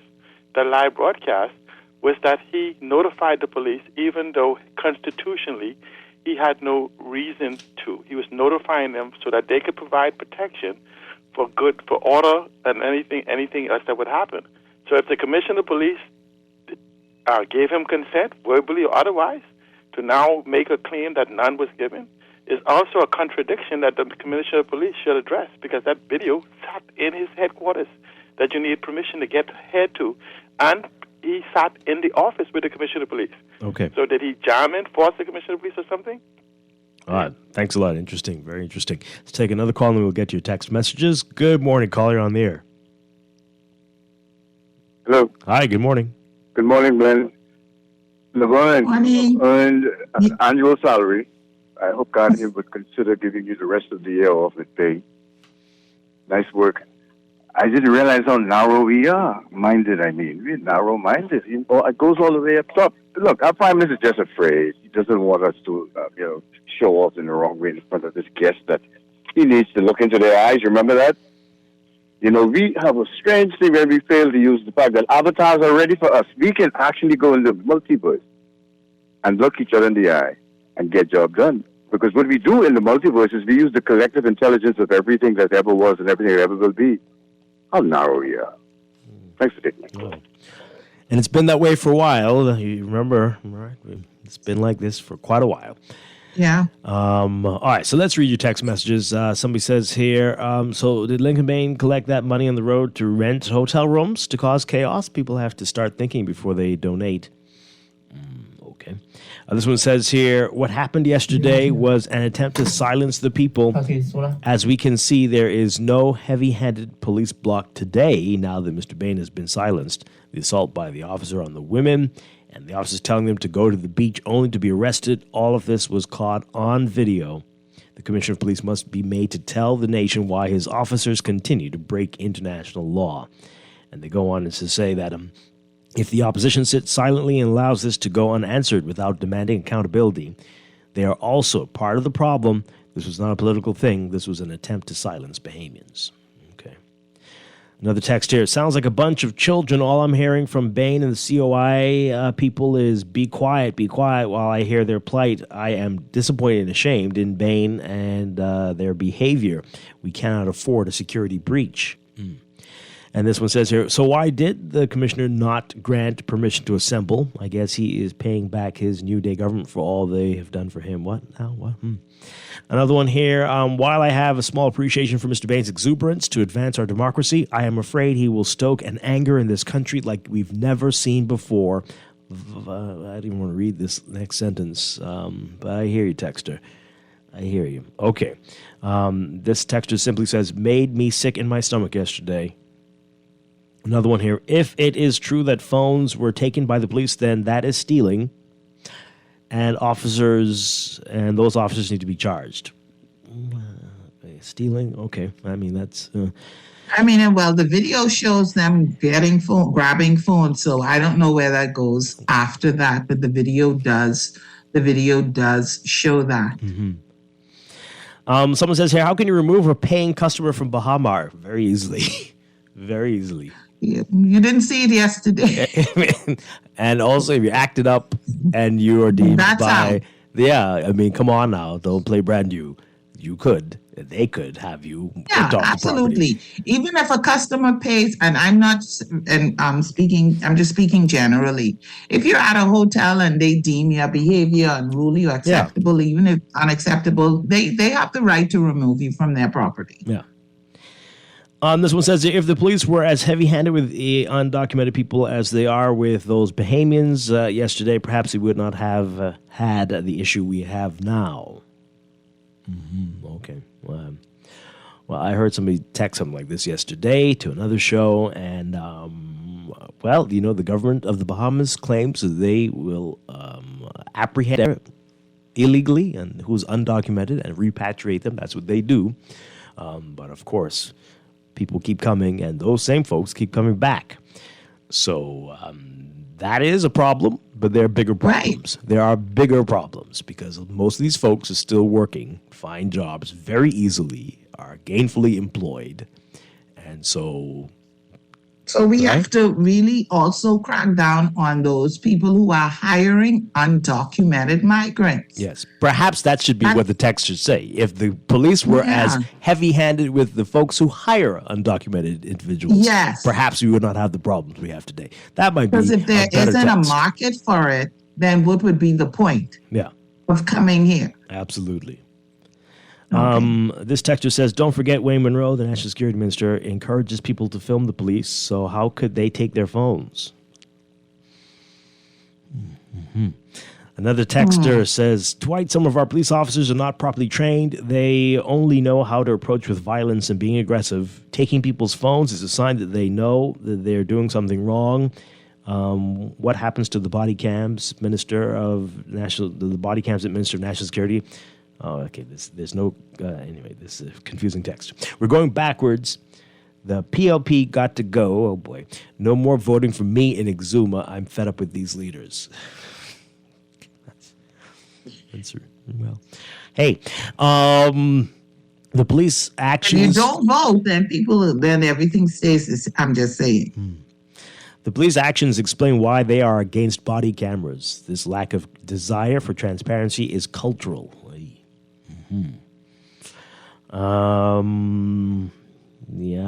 Good. In regards to yesterday, when this CARICOM meeting is over, we will be living together as yesterday. To be honest, lots of work is needed on the road to 50. Okay. If the police carry on like the Gestapo in public, imagine their conduct with people in custody, hitting women and manhandling elderly people. Okay. Well, that is disturbing. Tell that man be quiet. Mr. Bain is fighting for the Bahamians. I don't know who they're talking about. Okay. Yeah. But another one here. Nothing was bizarre about the protest yesterday in front of the hotel. Let all the leaders see that Brave Davis and crew are not for their own people in the country. Brave those are haters of the people of the country they are running. The government continues to try to put on a good face when they are on the world stage, when they are, okay. Yeah, that's a lot there. I can't read the rest of that. Let's be honest here now. Seriously, this is a problem of all governments of the Bahamas, this type of action, right? To silence dissent and push people off. Right. So let's not act like it's just this administration. You remember we couldn't even have a motorcade for Labor Day? You remember that? Right. Was that you remember that? It was COVID times, but a motorcade was going to be a problem. So everybody around here is kind of strange when it comes to certain things. But they were out there walking around to campaign for elections, right? So when it's convenient for them, they do this stuff, and then when it doesn't look good, when things we're where you pretend for the neighbors.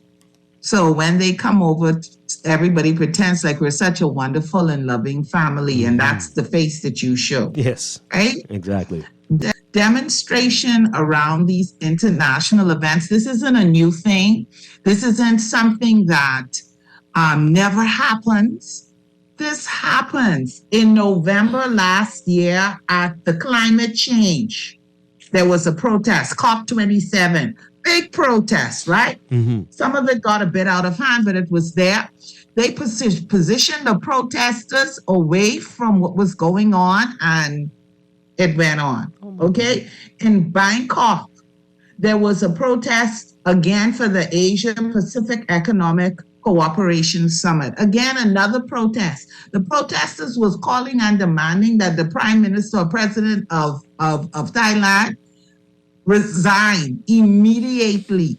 And they were out there. So these, and if you watch the news, you see this all the time. So having a protest at an international event is not a rare thing. Yeah. All right. So I had to skip ahead because this one, the preview came through, and I had to look at it because this is funny. So you know what they call me on the show, the sympathizer. Which one? Because there's many names. Many. Well, the sympathizer, the Haitian lover. So this person says, sounds like you have a problem with the Haitians trying to make $1 to feed their family by working. The government needs to stop them from coming and catch them. If they're already here, Dwight, you rather they starve? Lord. Okay. What we would rather, if I may speak for Dwight, we would rather is for people to come here the correct way, to apply for a work permit, to apply to come here through proper channels. What we would also like is not to be complicit in breaking the law. We would like for that not to happen. So if you are here legally and you have a permit to work, or if you were qualified, and a company or business can hire you, we're not against that. What we are against is undocumented migrants coming to the Bahamas and then Bahamians hiring them, knowing full well that they did not apply for a work permit for them and that they are here illegally. But it is convenient because you can offer them hints. Yeah. So that is what we have a problem with. They go on to say that the Defense Force. Do it. Go ahead, Dwight. Yeah, they go on to say that the Defense Force and immigration need to do their jobs. But it's just amazing what people hear. Everybody hears something different, right? Right. That is true. So I now want the people to starve. Okay. Oh boy. Oh boy. All right, Dwight. Yeah. Well, I mean, you got to get it together. I'm glad to offend everybody. So that's fine. Why did the commissioner... Equal opportunity. Apparently. This person says, no, Dwight, you're the pacifier. I don't know if that's a good thing. Is that a good thing? Okay.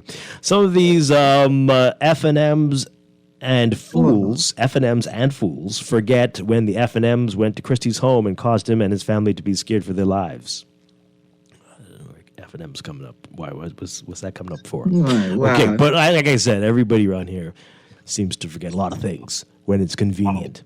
This one here, saying in Chapter 3, Section 15 and 24 of the Constitution that it's a human right to assemble, and on the other hand, having to request for assembly from the police who acts in the best interest of government of Chapter 3. It seems as though calling a protest unlawful because it brings discomfort, particularly for government officials, looks like the new norm. Well, That's what they've been doing. Let's take a break. When we come back, we'll take a few more of your calls and read a few more of these messages. And then we'll get to Morning Blend Business, a whole lot more on the show today. Stay with us. On the road to 50, I came there to party. It's festival time. Ready to save? You can put $100 into the CFAL Savings Express Plan and make sure your money keeps growing. Earn interest on your savings while you're sleeping, eating, or standing in line at the bank. Ready to invest? Start by putting $1,000 into our mutual funds and earn interest there too. Because at CFAL, your interest is our interest. Visit CFAL.com to start now. CFAL, growing wealth for future generations of Bahamians. Technology serves to make our lives better, so why not your business too? At Custom Computers, we've been maintaining our knowledge and relationships with top tech companies since 1987 and carry only the most trusted brands like Apple, Microsoft, HP, and more. No company has helped more businesses build reliable IT systems than Custom Computers. You name it, we've done it. Call 396-1101 to talk to any of our business experts. Find trust in your tech. Count on Custom Computers.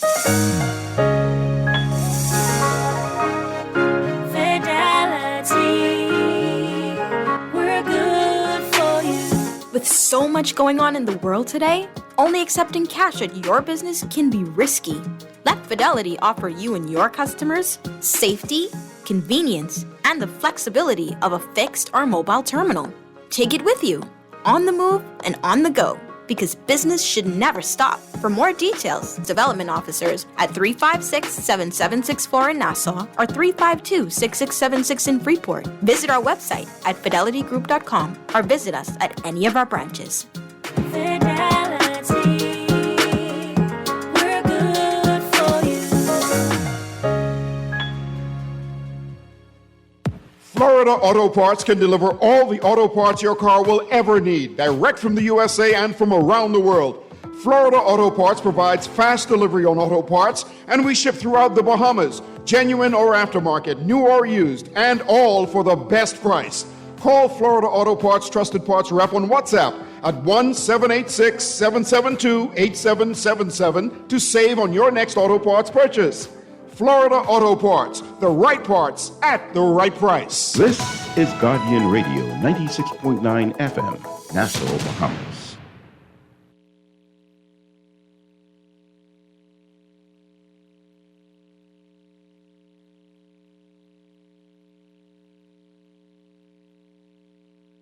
Wake up, it's a new day.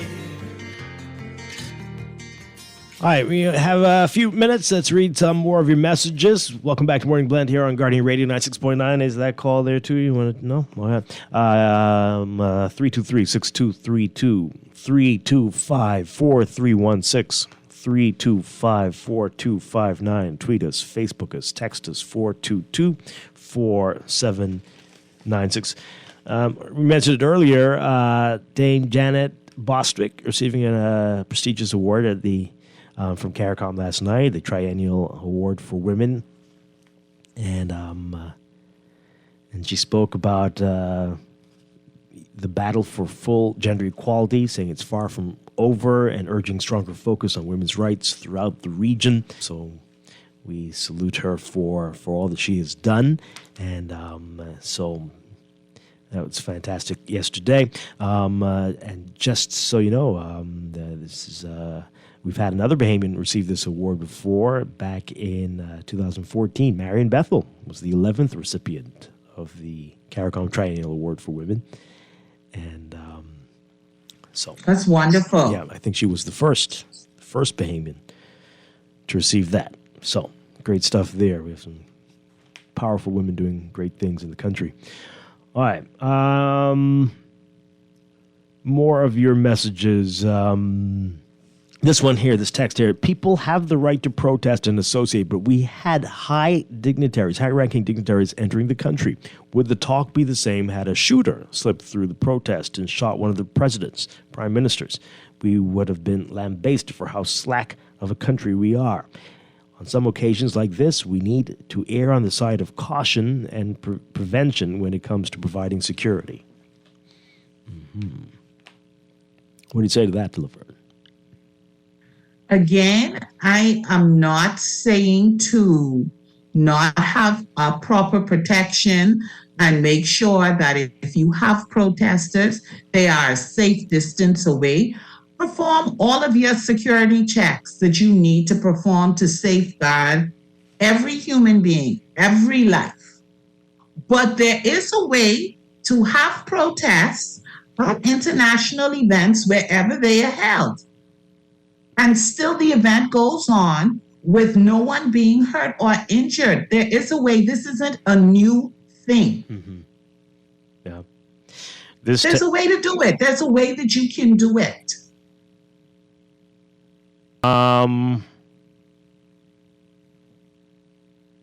This text here. So people don't understand the purpose of the Constitution. It sets out rights to be regulated by law. The law has to comply with the right in the Constitution, but by the logic, Article 7 shouldn't also be subjected to all the requirement and policies set to acquire citizenship. Oh, I was touching on a couple different things there. Okay. As we said, we're going to set up a show on that, exploring that from all angles shortly, very soon. Let's take this call before we have to go to the news. Good morning, caller. You're on the air. Your guest. Hi, good morning. I remember Shogun. That was in '85 when they had it at Cable Beach, and they had that whole perimeter. That whole thing was cordoned off, and workers would have to park out by Goodman's Bay and be shuttled to work right at the hotel and casino. Now, fast forward to now, this time. What happened in reference to the demonstration? I agree with free with protests and whatever gatherings, right?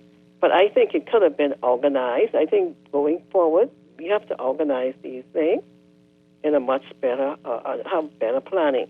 Because I don't see any reason if the police had instructed them to go by Goodman's Bay, right? And chaos erupted there. People, I don't know if you need a permit to exercise and to walk around the track out there. They could have been bussed. They could have organized for them to be bussed out there, and that was there wherever they was assembled. Because I do not think security-wise, with their threats flying around, with people shouting out the A word towards whoever the target, they should have been allowed with security. Any breaches, no risk of security breach. So if they were allowed and organized to assemble out by Goodman's Bay, you understand, and that circle, that area out there must be good enough space for them to be so. I think going forward with anything, because I love people when they come out and they demonstrate, they protest, and they stand up for our rights. But it has to be in an organized manner going forward. Okay. All right. Thank you very much. Yep. This text here, I am not a police lover, but people keep talking about how the police behave. What I saw was police giving people instructions and people not following those instructions, and all up in the police face. You just can't do that. There is a law in place. Even if you disagree with it, it's a law. Well, according to the people, they followed the police instructions. It seems they did. The police instructed them to go to Goodman's Bay. They got to Goodman's Bay. The police instructed them the police told them, you can't assemble here, go on the beach. The people went on the beach.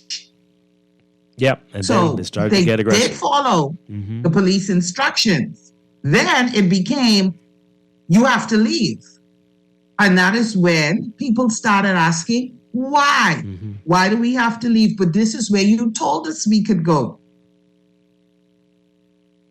Yeah, absolutely. And then, as I said, it went downhill from there. Definitely.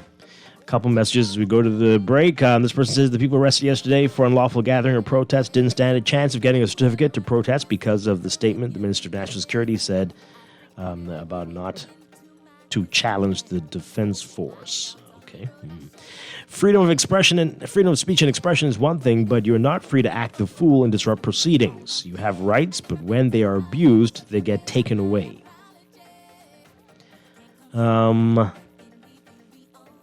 Were proceedings interrupted? I don't know. This is a long one here. I think this went off without a hitch. Well, maybe because of what the police did. I don't know. This person says, I usually enjoy your show, but I extra enjoyed hearing you and Chester and the callers dive into the oppressed history of Haiti and how it impacts us all.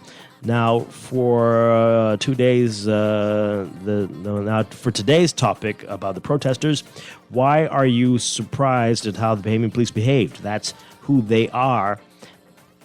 That's what they do. Plus, you shouldn't be surprised when something happens one way and the police say something happens a different way. You all just reached the Bahamas, eh? You all ain't you say. But seriously, you know what's worse? Let its top cop or chief of police. The head of the Bahamas police force is appointed by the prime minister of the governing party at that present time. Whether it be the FNM or the PLP in office, both political parties consistently use the police force, whose leader they appoint to suppress and or oppress protesters whenever they see fit. Both ruling parties, FNM and PLP, do this during their governing term in office. Well, all right.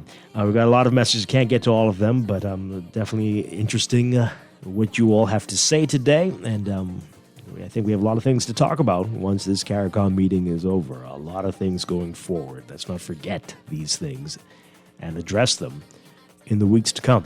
We're going to take a break and be back with Morning Blend Business right after the news. Stay with us. This is Morning Blend on Guardian Radio 96.9.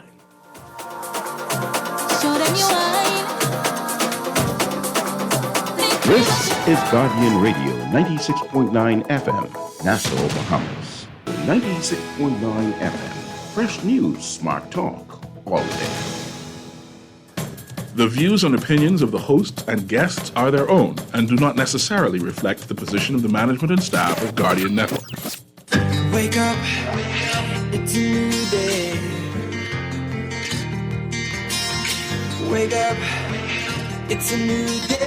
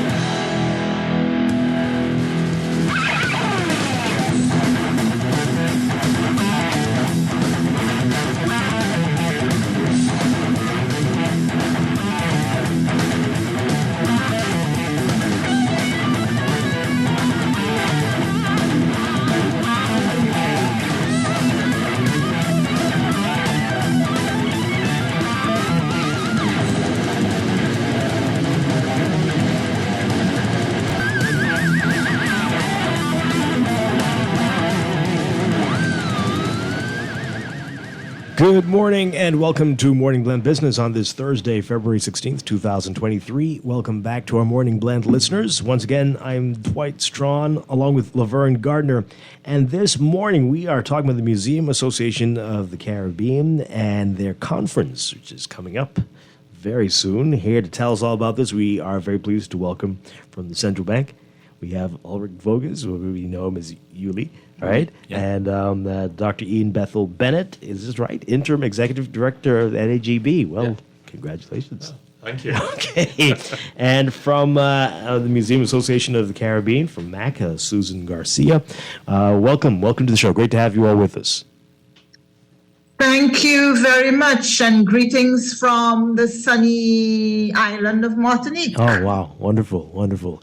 All right, so so much to talk about. We'll get to the conference in a bit, but tell us about MAC, Museum Association of the Caribbean. I guess who's going to start? Susan, you're going to start? I'll start, maybe. So the Museums Association of the Caribbean has been in existence for over 33 years. And formed on the small island of Dominica many years ago by a group of museum professionals who saw the need for us in the Caribbean, the museum professionals of the Caribbean, to get together to form this network of the Caribbean museums. And when we say Museums Association, those buildings that everybody see and say, oh, that's a museum, it's everything pertaining to culture, art, heritage.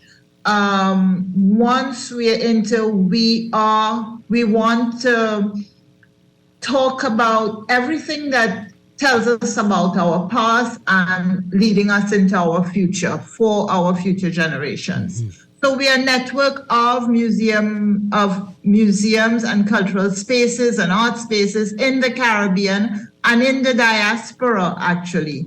Many of our Caribbean people are out all over the world, and they form a part also of this network. Okay, all right. So let's talk about here in the Bahamas. And do we have a directory? Do we know how many museums we have? What counts as a museum? Based on what Susan says, I guess the National Art Gallery would count definitely as a museum. But let's talk about that here. Well, as Susan said, we are including really every organization here somehow related to culture. So that is, Clifton Heritage Site. That would be obviously the AMMC, which is our Association for the Museums and Monuments. That is obviously the NAGB and the Central Bank. As many of you might know, the Culture Initiatives is actually 40 years old this year. So we started quite early with our open call and high school competitions, and we gave out scholarships, and that all filters in what we now call the orange economy. Because museums and creatives are $1 billion industry worldwide. The entire orange economy has about 30 million jobs. So this is not just that, some museum persons are coming together, which is, the first idea, but then we are indeed an important part of the culture and the economy of every country, really. Mm-hmm. Mm-hmm. Ian, you were about to say something. No, it's very true. It's at UWI there was this course on international trade policy, and it is very apropos that we look at cultural industries as a part of the orange economy, but also the ways they inform the culture and translate the culture back into the productive, entre comillas, community. So this idea that culture does not produce anything is really problematic when you look at culture as a real force behind economic development. Mm-hmm. Are we getting that here? Does it seem like we appreciate that and the opportunities that this can present? Well, I live now in the Bahamas about 11 years, and I definitely witnessed a very positive development. And there is Jackson Burnside's famous quote that he predicted that in 2022, more people will visit the Bahamas because of arts and cultures than because of the beach and the quite there yet. But with spaces like Echo, which is at Bahama and is a very impressive culture space. With commercial galleries like Contemporary Art Bahamas, Natasha Vasquez space out west, Mestre Projects in Albany, Turn Gallery on the premise of Island House, 6260 June Colley space on Bay Street. So this is something we didn't really have 5 years ago. I mean, there were galleries, but in that on that level as well, and on that international level, that is something new here. And I think this is so exciting that we can host this conference now. I had the opportunity to be in Martinique in 2019, when it was the last in-person conference. And then we realized since over 30 years this conference is in existence, and it never been hosted in the Bahamas. Wow. So this is now the first time, and we are really putting our foot forward here to make this like an awesome event. Mm-hmm. I'm just curious. We'll get to the conference, as you said, but we know we've been talking for a very long time about having a national museum, and we've yet to do that. How important is it to have one of those, and then why aren't we there yet? I'm not sure that you need a one only national museum. I think that the parts that we have already developed really form a body that is a national museum. So Pompeii, National Art Gallery, all work together to form a national museum presence. And that is really important. I mean, we are there. What we need to do a little bit more of is joining those up and really investing in them so that they can grow and develop into much more robust spaces. So Pompeii is really important to the cultural and ecological development of what is Bahamian history. The Historical Society, all of these old buildings that are really looking a little bit decrepit, they have a part in cultural heritage. And that's a tangible part. The intangible part hides under the structures that are there. Yeah. So there's a lot going on, but we have to preserve more.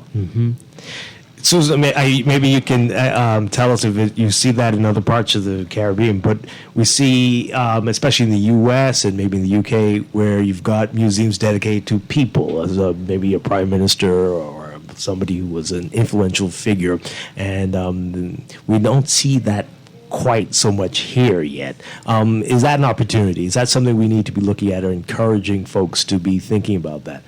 Maybe the home where this great person grew up in could become a museum to everything about them. Is that what do you make of that? No, absolutely. I mean, there's one example that on Lewis Street we have a building, and when Martin Luther King came to the Bahamas in the late 50s, he actually stayed there in, if I recall correctly, in like Basil Sand's house, no? And we had even a ceremony with the Smithsonian Museum there. It was like identified as a landmark building. And if you go to Lewis Street today, you have still tears in your eyes. You know, I mean, Valentino Brown is doing an amazing job there, but he cannot do that without the acknowledgement of our government, right. You know, and even families who had their roots in these areas, you know, they say, oh, why would I invest if there are not even trash bins, you know? Wow. So it's a kind of a give and take. But as I said, I'm like entirely optimistic because I witnessed how that really been changed over the years now. Yeah, so. Yeah. So some of the things you're seeing, trends that you're seeing in the rest of the region, that what are you excited about? Well, I'm really excited. I love the Bahamas, so I'm really excited about coming to the Bahamas and meeting all the friends who we have not seen in person since 2019. It's always a fun occasion because not only are we getting together to talk about museums and all the everything new that's happening in museums and how we here in the Caribbean, we are making our mark also as part of the Global Museum Committee. But it's also a fun time that we're coming to have in the Bahamas. I know you have lots to celebrate this year, and so we're coming to celebrate with you also. And I think I should put in a plug here now. Speaker, who's going to be Terry Niambe, who is the Vice President of ICOM, which is the International Committee of Museums. So he's coming to join us all the way from Zambia. And he is going to be our keynote speaker, and he's going to be there with us from the 1st to the 5th of March, enjoying all that the Bahamas has to offer. Okay, all right. Who else can we expect at the conference? Well, we are going to be having people from other people from ICOM in the region. And when I say the region, it's Caribbean and Latin America. We also have ICOM in France that's going to be there. We have cultural executive directors from cultural institutions from really all over the Caribbean. We have the Barbados National Museum. We have the Carnival Museum. We have the Smithsonian that is joining us. And especially, they're going to be talking about their new program, Reckoning with Our Racial Past. That might be interesting to a number of people. And we have people really coming in from all over, because it's not just the Caribbean and its diaspora. And perhaps just to understand how it is structured. So on March 1st, there's the opening night, there's the keynote address. That will all happen at the NAGB. And following this, we have then Rhythm and Youth, giving the right tone, and it's a very festive opening event on the grounds of the NAGB. We have then live music, and locals are invited to join us. There are tickets for this evening, and then on the Thursday and on the Friday, we have our conference day. So we have about over 40 presenters in a little over 20 sessions. Wow. And so day one will take place entirely at the UB in 3 different spaces, and then day two, that's the Friday. That will then take place in the conference room of the central bank, and we call it the garden room because we just discovered it. It's a really wonderful event space right behind the Pirates Museum, and it hasn't been used in quite a while, and they were very, very welcoming. And so we have now, that was the idea, to keep the conference at least one day in downtown Nassau, really to get a feel and not to bus them to, like an outlying location.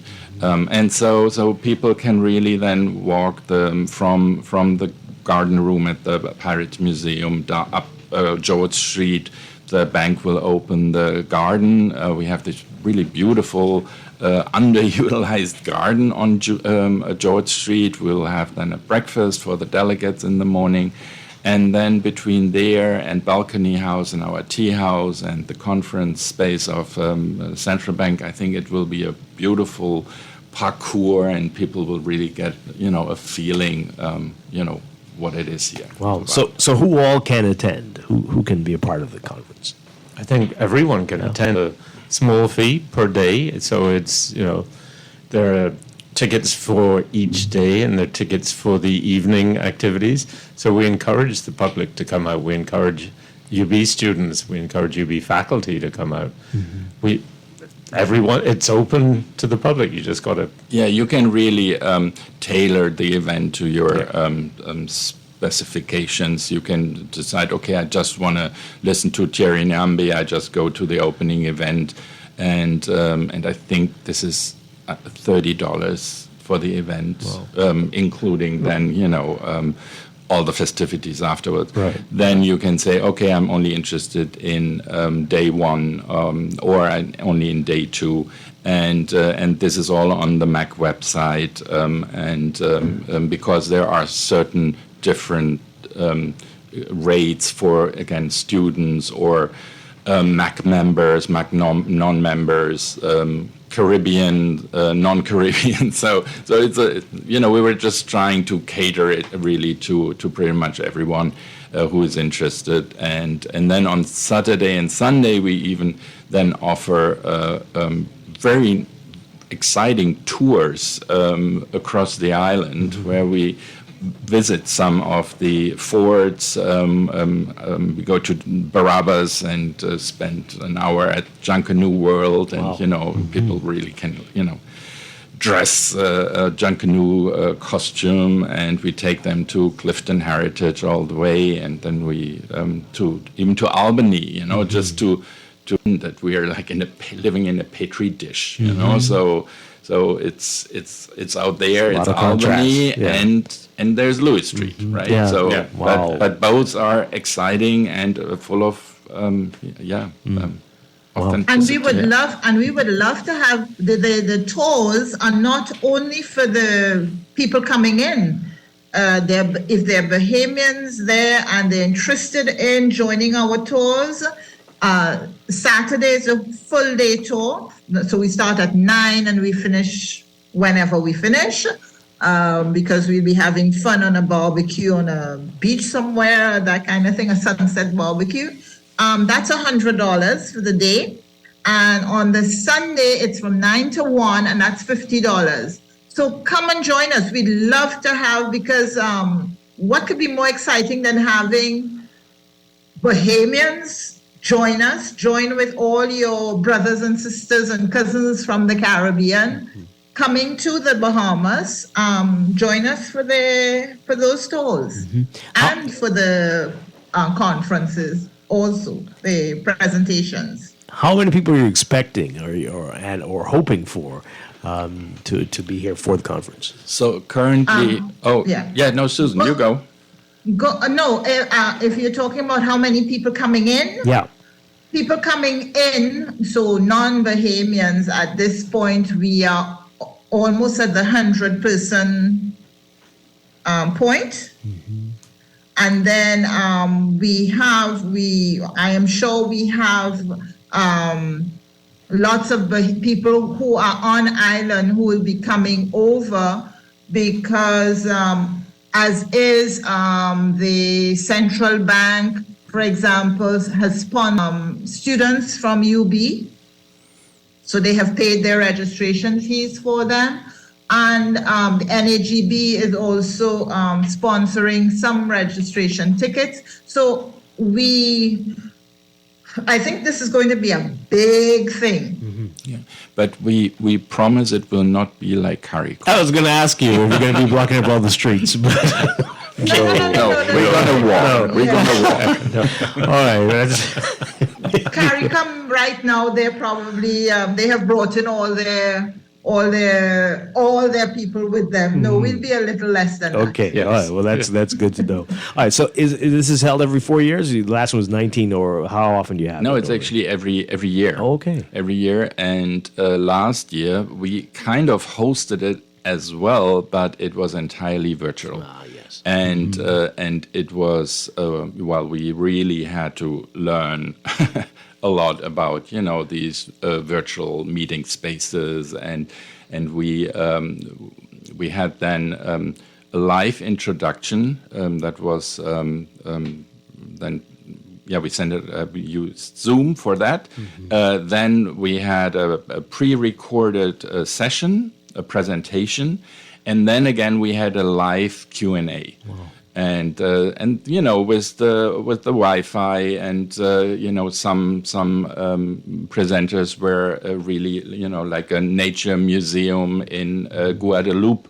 Wow. And so there were quite some challenges, but it was an exciting conference, nevertheless. Yeah. So is there... And COVID really messed us up since 2019. Yes. So that's why we are all excited to get together again in 2023 in the Bahamas. Yeah.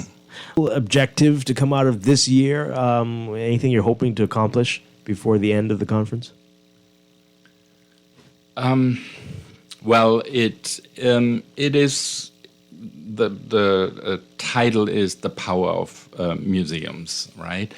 Mm-hmm. Which is quite an arc. I would say it is more on a single basis. You know, I give you an example. I just give you an example. So when I was in Martinique for the conference, there was one presentation, and it was all about enhancing visitor experiences in museums, and how can we, for example, use digital media for this.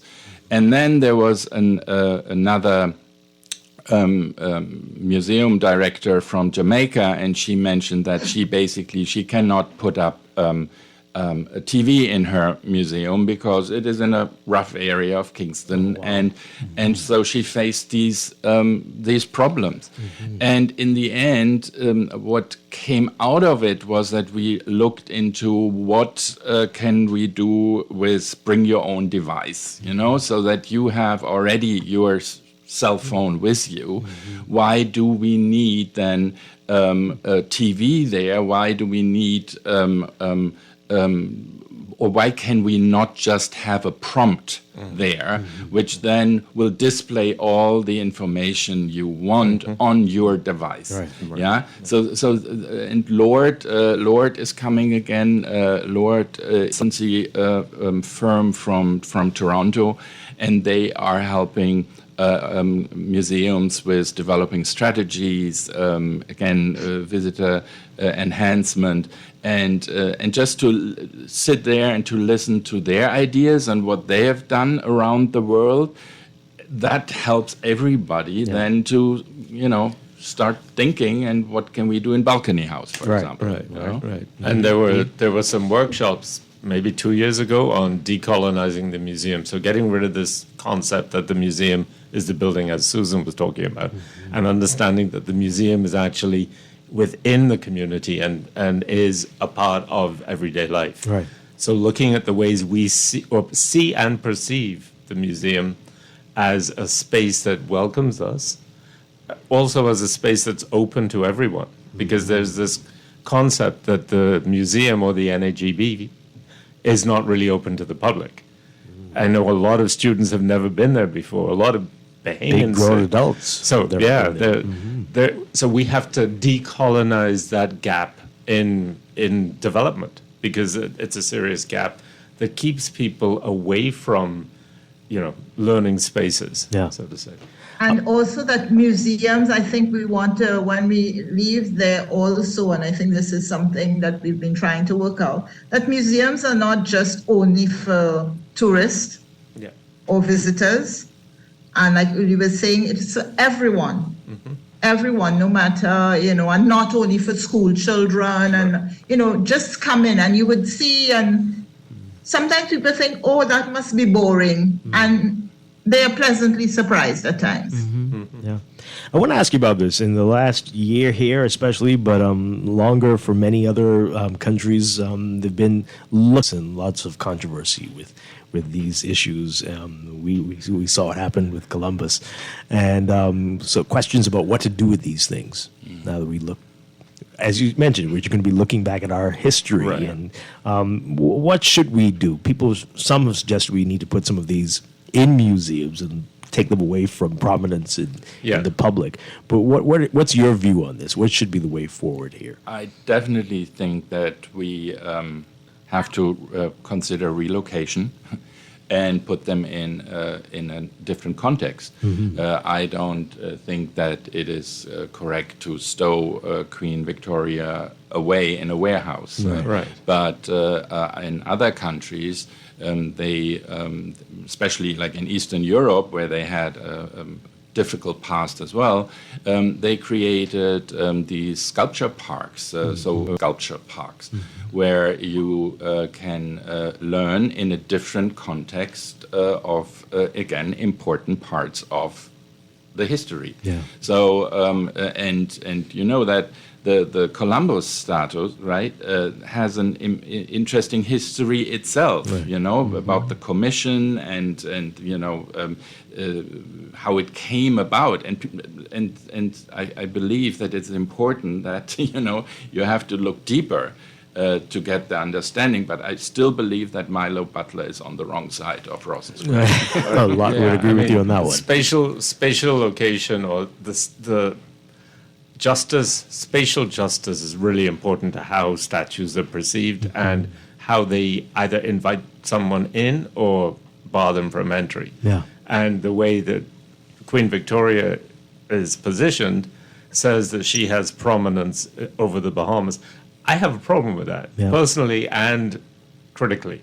So it's giving a message that we don't necessarily see or read, but the message is very clear. So we deconstruct that by removing her from there and putting her in the sculpture garden, for example, or in a space designed to communicate these messages in a much more constructive way. Right, and that's not, because some will say that's you're running from your history, but that's not what you're doing at all if you do that. No, on the contrary. On the contrary, I think we are addressing history. Right now, we are just accepting it. You know, yeah, we met it like it was. You know, and this is not who we should be. You know. Susan? Uli, I think our host there will be with us the day when the Smithsonian will be talking about relooking our racial past, probably. I think he can find some interesting people to converse with during the conference. So we hope to see you there. Yeah. I think the entire schedule for all the sessions will be posted on the MAC website as well. So then you can have a look and see, you know, what interests you, and then join us. You can have some great discussions, it seems, definitely. Oh yeah. Yeah. Oh yeah. Let's take this call. Let's see. Good morning, caller. You're on the air. Thanks for taking my call, and good afternoon. Good morning to the gentleman. Hi. I also, because me being a rich, I love history, I love museums. I do museums online. I go to different museums online and check out their artwork and all that. Because I do art. I paint with my mouth because I'm in a wheelchair. Right? You don't know that. So I go around different museums around the world through the internet. I'm hoping that Bahamas would do the same thing, feature enormous of their work, including my own someday, from the Bahamas, where people around the world can see various Bahamian work. You mentioned you're going to buy Clifford Park, Clifford Key, right? Somewhere around there. I think we said Clifton. Clifton. Yeah, that need to be webcam. I mean, you could through the telecommunication, you could do webcams through there, because that's a beautiful place. And also the place down in Niagara Drive with the Flamingo West should be webcam, so people can see the various numerous of art, including my own someday, including Dwight on someday, because Dwight, I understand you speak. Really? Do you? I want to hear that from my source. Might be a little off there. Paint walls, you cover the stuff. But sure. But I like the clothing. I like it. I love it.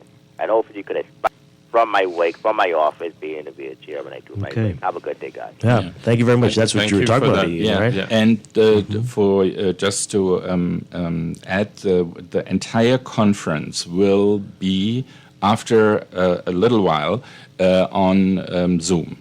So we have a Zoom channel, the MAC conference. So we wait a little while because the intention is really so that people come and attend. Right. But either for the members and then later on for the general public, these sessions will be then available so that you can enjoy what we came up with. Okay, wonderful. So I mean that the caller actually raises a wonderful point, because while the pandemic did a lot of damage, it also opened avenues that were not there before. Yeah. So putting museums online was one of those big avenues.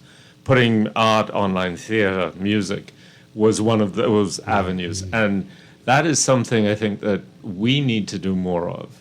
We need to create more access through virtual technology, through augmented reality, through different types of technologies.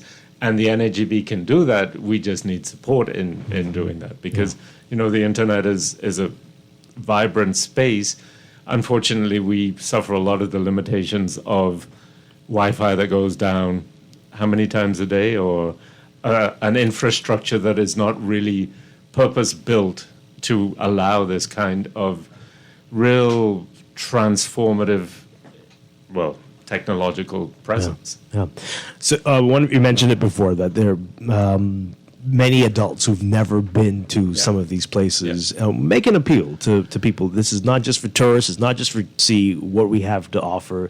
Museums here, or when you travel abroad, make an appeal for people to appreciate the need to take part. This is a part of our culture. This is a part of the Bahamas. This is a part of Nasuvian culture.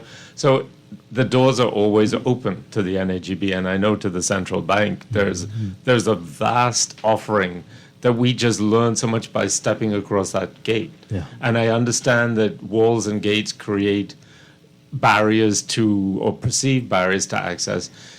We're looking at ways to try and transform that into a much more open space so people feel welcome, because that is traditionally or historically what has happened, is that spatial organization has really stopped people from moving across perceived barriers. Right. And those barriers were real. If you look at Gail Saunders' work, she talks about how the hill separated spaces in New Providence. We sit on the hill. Let's decolonize the hill. Look at the ways that we bring people into it, feel at home in the space. Yeah. Wow. Yeah, and we started in 2020 and 21 with a project called The Bigger Picture, where we actually then use the urban environment to create more murals. We did a mural at the Reinhardt Hotel. We did murals at Clifton. We did murals in North Eleuthera.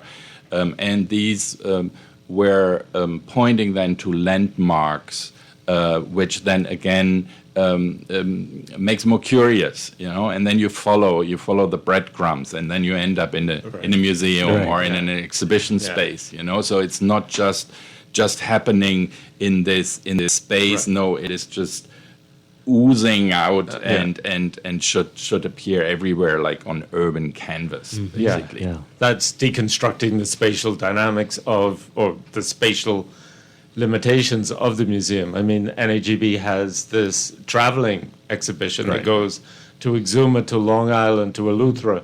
So the idea is to get people from all over the Bahamas and the world involved in this. Yeah. Excellent. A lot of the Bahamian ecology has been lost just over time. People forget about FinCo and how important FinCo was in producing or giving artists, young artists, access to art.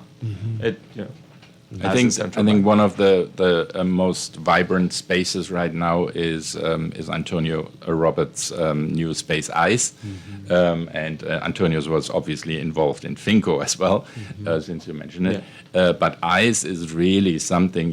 Go there. There's the produce exchange next door. You can get some healthy produce, and then meet some really exciting young artists there, and there are concerts too, and there are readings, and this is a very, very inviting open space. Nice. Excellent. All right, we have just about a minute left. Remind us about the dates for the conference, and one more time, what people need to do who want to be a part of this. Susan? Okay, so the conference is from the 1st to the 5th of March. So in in about 2 weeks, 2-3 weeks time. 2, yeah. 2 weeks, yeah. 2 weeks. And so it's from the Wednesday to the Sunday, if I remember correctly. Yeah. Yes. And It's in the afternoon. The opening ceremony, it's on the afternoon of the 1st, and that's going to be at the NAGB. 2 days of presentations, conferences. In fact, there will be concurrent sessions. So on the first day, which is the Thursday, it's going to be at the University of the Bahamas. And on this Friday, it's going to be at the Central Bank. And the other new space that they will be all getting to know for the first time when we get there. Okay. Yeah. And if you want to register, if you want to be a part of it, if you want to register before, you go on the MAC website. There's a MAC conference website. When you go into CaribbeanMuseums.com,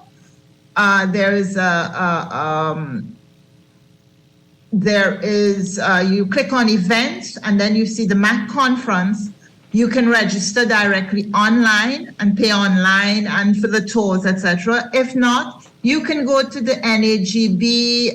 It's their shop, their store, and they are taking. They will be accepting walk-in registrations. And on the day, we'll be taking registrations right there. Okay. Wonderful. On the spot. Looking forward to it. It sounds like it's going to be a wonderful time. Thank you all so much for being here with us this morning. Susan Garcia, we've got Uli. Thank you very much.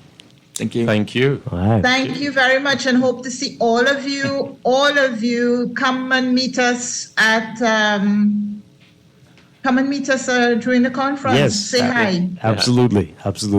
All right, we're going to take a break. This is Morning Blend Business on Guardian Radio 96.9. Stay with us. I look funny, all black up yesterday. But she says she bumped into a wall when she's running after the churn them. Yeah, but last Saturday, you see her arm was all black and blue, right? So what you saying? You think something wrong between her and Jack? I ain't sure, but you know Jack is a jealous man. I hear him and Cora last Friday. I hear him say he hear Cora have eyes for Junior. Now you know that ain't true. Cora is a good woman, does mind her business, take care of them churn, and go to church every Sunday. So what you think we should do? I think we should report Jack, you know. Cora don't say nothing, but silence hides violence, and we don't want to line up in the cemetery. Not me. I ain't getting in nobody business, then Jack come after me, and I land up next to Cora. No, man, we could call a text Crime Stopper. And remember, we can even get some grocery money for our tip. Remind me again, how does this work? We can call them in Miami at 328-TIPS or 328-8477. Or when we in the island, call toll-free at 300-TIPS or 300 no minutes. Use the Crack Crime Bahamas app, and we could text them, and the messages get on mix up before it leave your phone, so nobody can know what you saying. So what we waiting on then? Let's go earn some grocery money. Earning zero interest on your savings at the bank? With as little as $100, you can start earning interest on your money while you're sleeping, eating, or standing in line at the bank with the CFAL Savings Express Plan. Ready to invest? Start by putting $1,000 into our mutual funds and earn interest there too. Because at CFAL, your interest is our interest. Visit CFAL.com to start now. CFAL, growing wealth for future generations of Bahamians. Tired of banks forcing you to use technology to bank the way they want you to? Your convenience is important. So no matter what your banking needs, Commonwealth Bank's friendly staff are always available in branch for that personal one-on-one service. But when you choose technology, our online and mobile banking app offers you state-of-the-art functionality. The choice is yours. Commonwealth Bank. Bank the way you want. Legacy College Readiness and Tours. Already get the first set of knowledge. Now it's time to prepare you for college. You're thinking so much you gotta do. Legacy will handle that for you.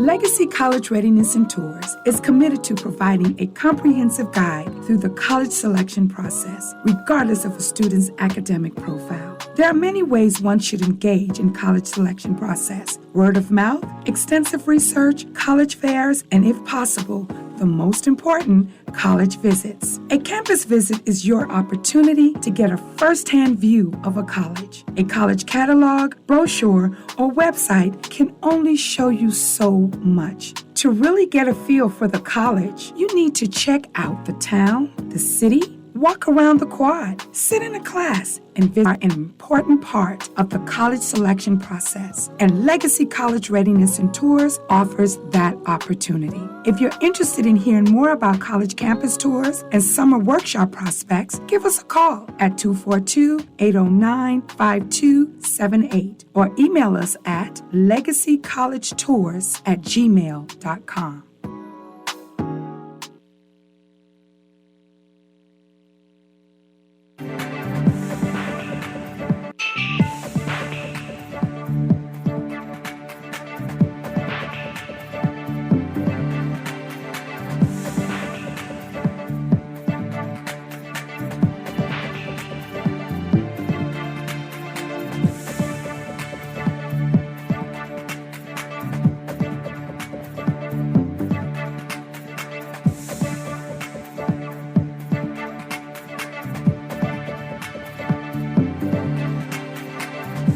It's time for your morning business report, brought to you by CFAL.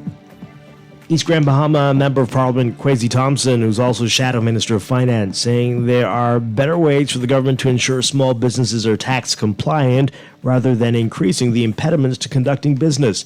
Thompson, referring to the Department of Inland Revenue's sweeping new policies requiring small businesses that earn less than $100,000 in revenue to provide proof of income, as well as the request for businesses to provide the real property tax identification number for their landlords. Those companies are exempt from collecting value-added tax on behalf of the government. The policies, according to Thompson, continue to frustrate small businesses despite assurances made by the Ministries of Finance and Economic Affairs that all business license applications will be processed by March 31st. No surprise here, but Nassau and the Bahamas does not show up cryptocurrency hub cities. The country does not show up even when the list is expanded to the top 50 hub cities, despite the Bahamas being one of the first to pass digital asset legislation and to headquarter one of the world's largest cryptocurrency firms. The Bahamas is not a blip on the radar of countries that are the most crypto-ready cities, according to Cointelegraph.com. An article there explained that an examination of 8 key data points reveals that London is the city most ready to lure in crypto businesses and startups. The government's momentum to become a leading crypto hub was strong at the end of 2021 when cryptocurrency exchange FTX planted its flag in Western New Providence. And the iDiscover Business Incubator opened last weekend, marking the official beginning of a weekly market designed to help local small businesses grow until they can move out of the space and onto larger markets. That's according to the incubator's principal, Teranique Miller. The craft market, which is also a farmer's market, is located on St. Albans Drive and comprises small businesses that specialize in products utilizing coconuts, conch, straw, woodwork, junk new, sand, sponge, wire, soap, cigars, candy, canvas, shells, candles, and batik. The market is open every Saturday and Sunday from 10 a.m. to 6 p.m., while iDiscover is for both tourists and locals. Miller says locals are an essential lifeblood of the small business sector in the country and therefore should seek to patronize the market at every opportunity. Read more about this in today's Guardian Business section. Overseas, China today imposing trade and investment sanctions on Lockheed Martin and a unit of Raytheon for supplying weapons to Taiwan, stepping up efforts to ally the ruling Communist Party as part of its territory. Lockheed Martin Corp. And Raytheon Technologies Corp. Raytheon's missiles and defense are barred from importing goods into China or making new investments in the country.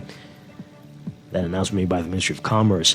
It said that they were added to the unreliable entity list of companies whose activities are restricted because they might endanger national sovereignty, security, or development interests. It wasn't clear what impact the penalties might have. The United States bars most sales of weapons-related technology to China, but some military contractors also have civilian businesses in aerospace and other markets. Taiwan and China split in 1949 after a civil war. The island of 22 million people never has been part of the People's Republic of China, but the Communist Party says it is obliged to unite with the mainland by force if necessary.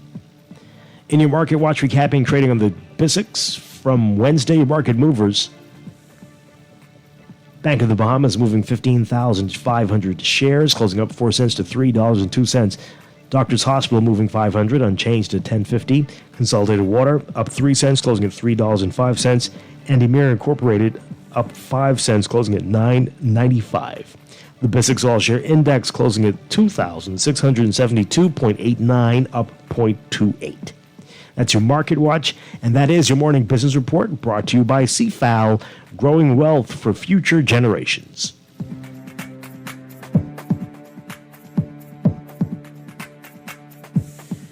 And that is going to do it for Morning Blend Business. Today, Laverne had to leave us early, but thanks, Laverne, for being here with us this morning. And I'll be back tomorrow morning with more Morning Blend and Morning Blend Business right here on Guardian Radio 96.9. Stay tuned for On the Clock with Aaron Green.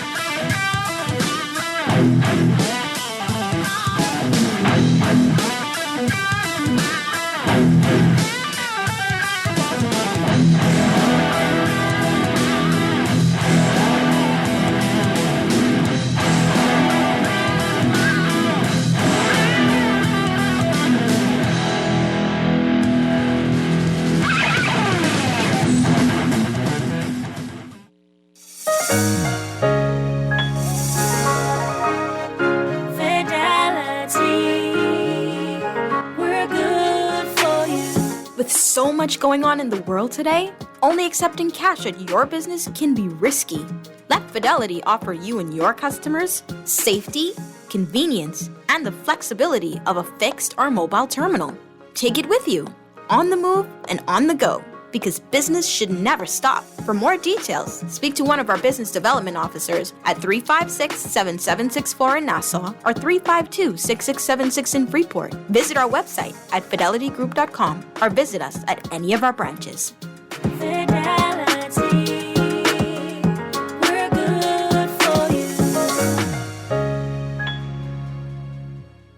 Greetings, allow me to introduce myself. I am the New Tortilla Lime Crunch Chicken Sandwich from Wendy's. And I have a little of everything. Avocado, taco mayo, pickles, and crunchy tortillas on top of a delicious breaded chicken fillet. Yes, the new Wendy's Tortilla Lime Crunch Chicken Sandwich has as many flavor personalities. Try it today at your Wendy's, where we are different inside and out. This is Guardian Radio 96.9 FM, Nassau, Bahamas.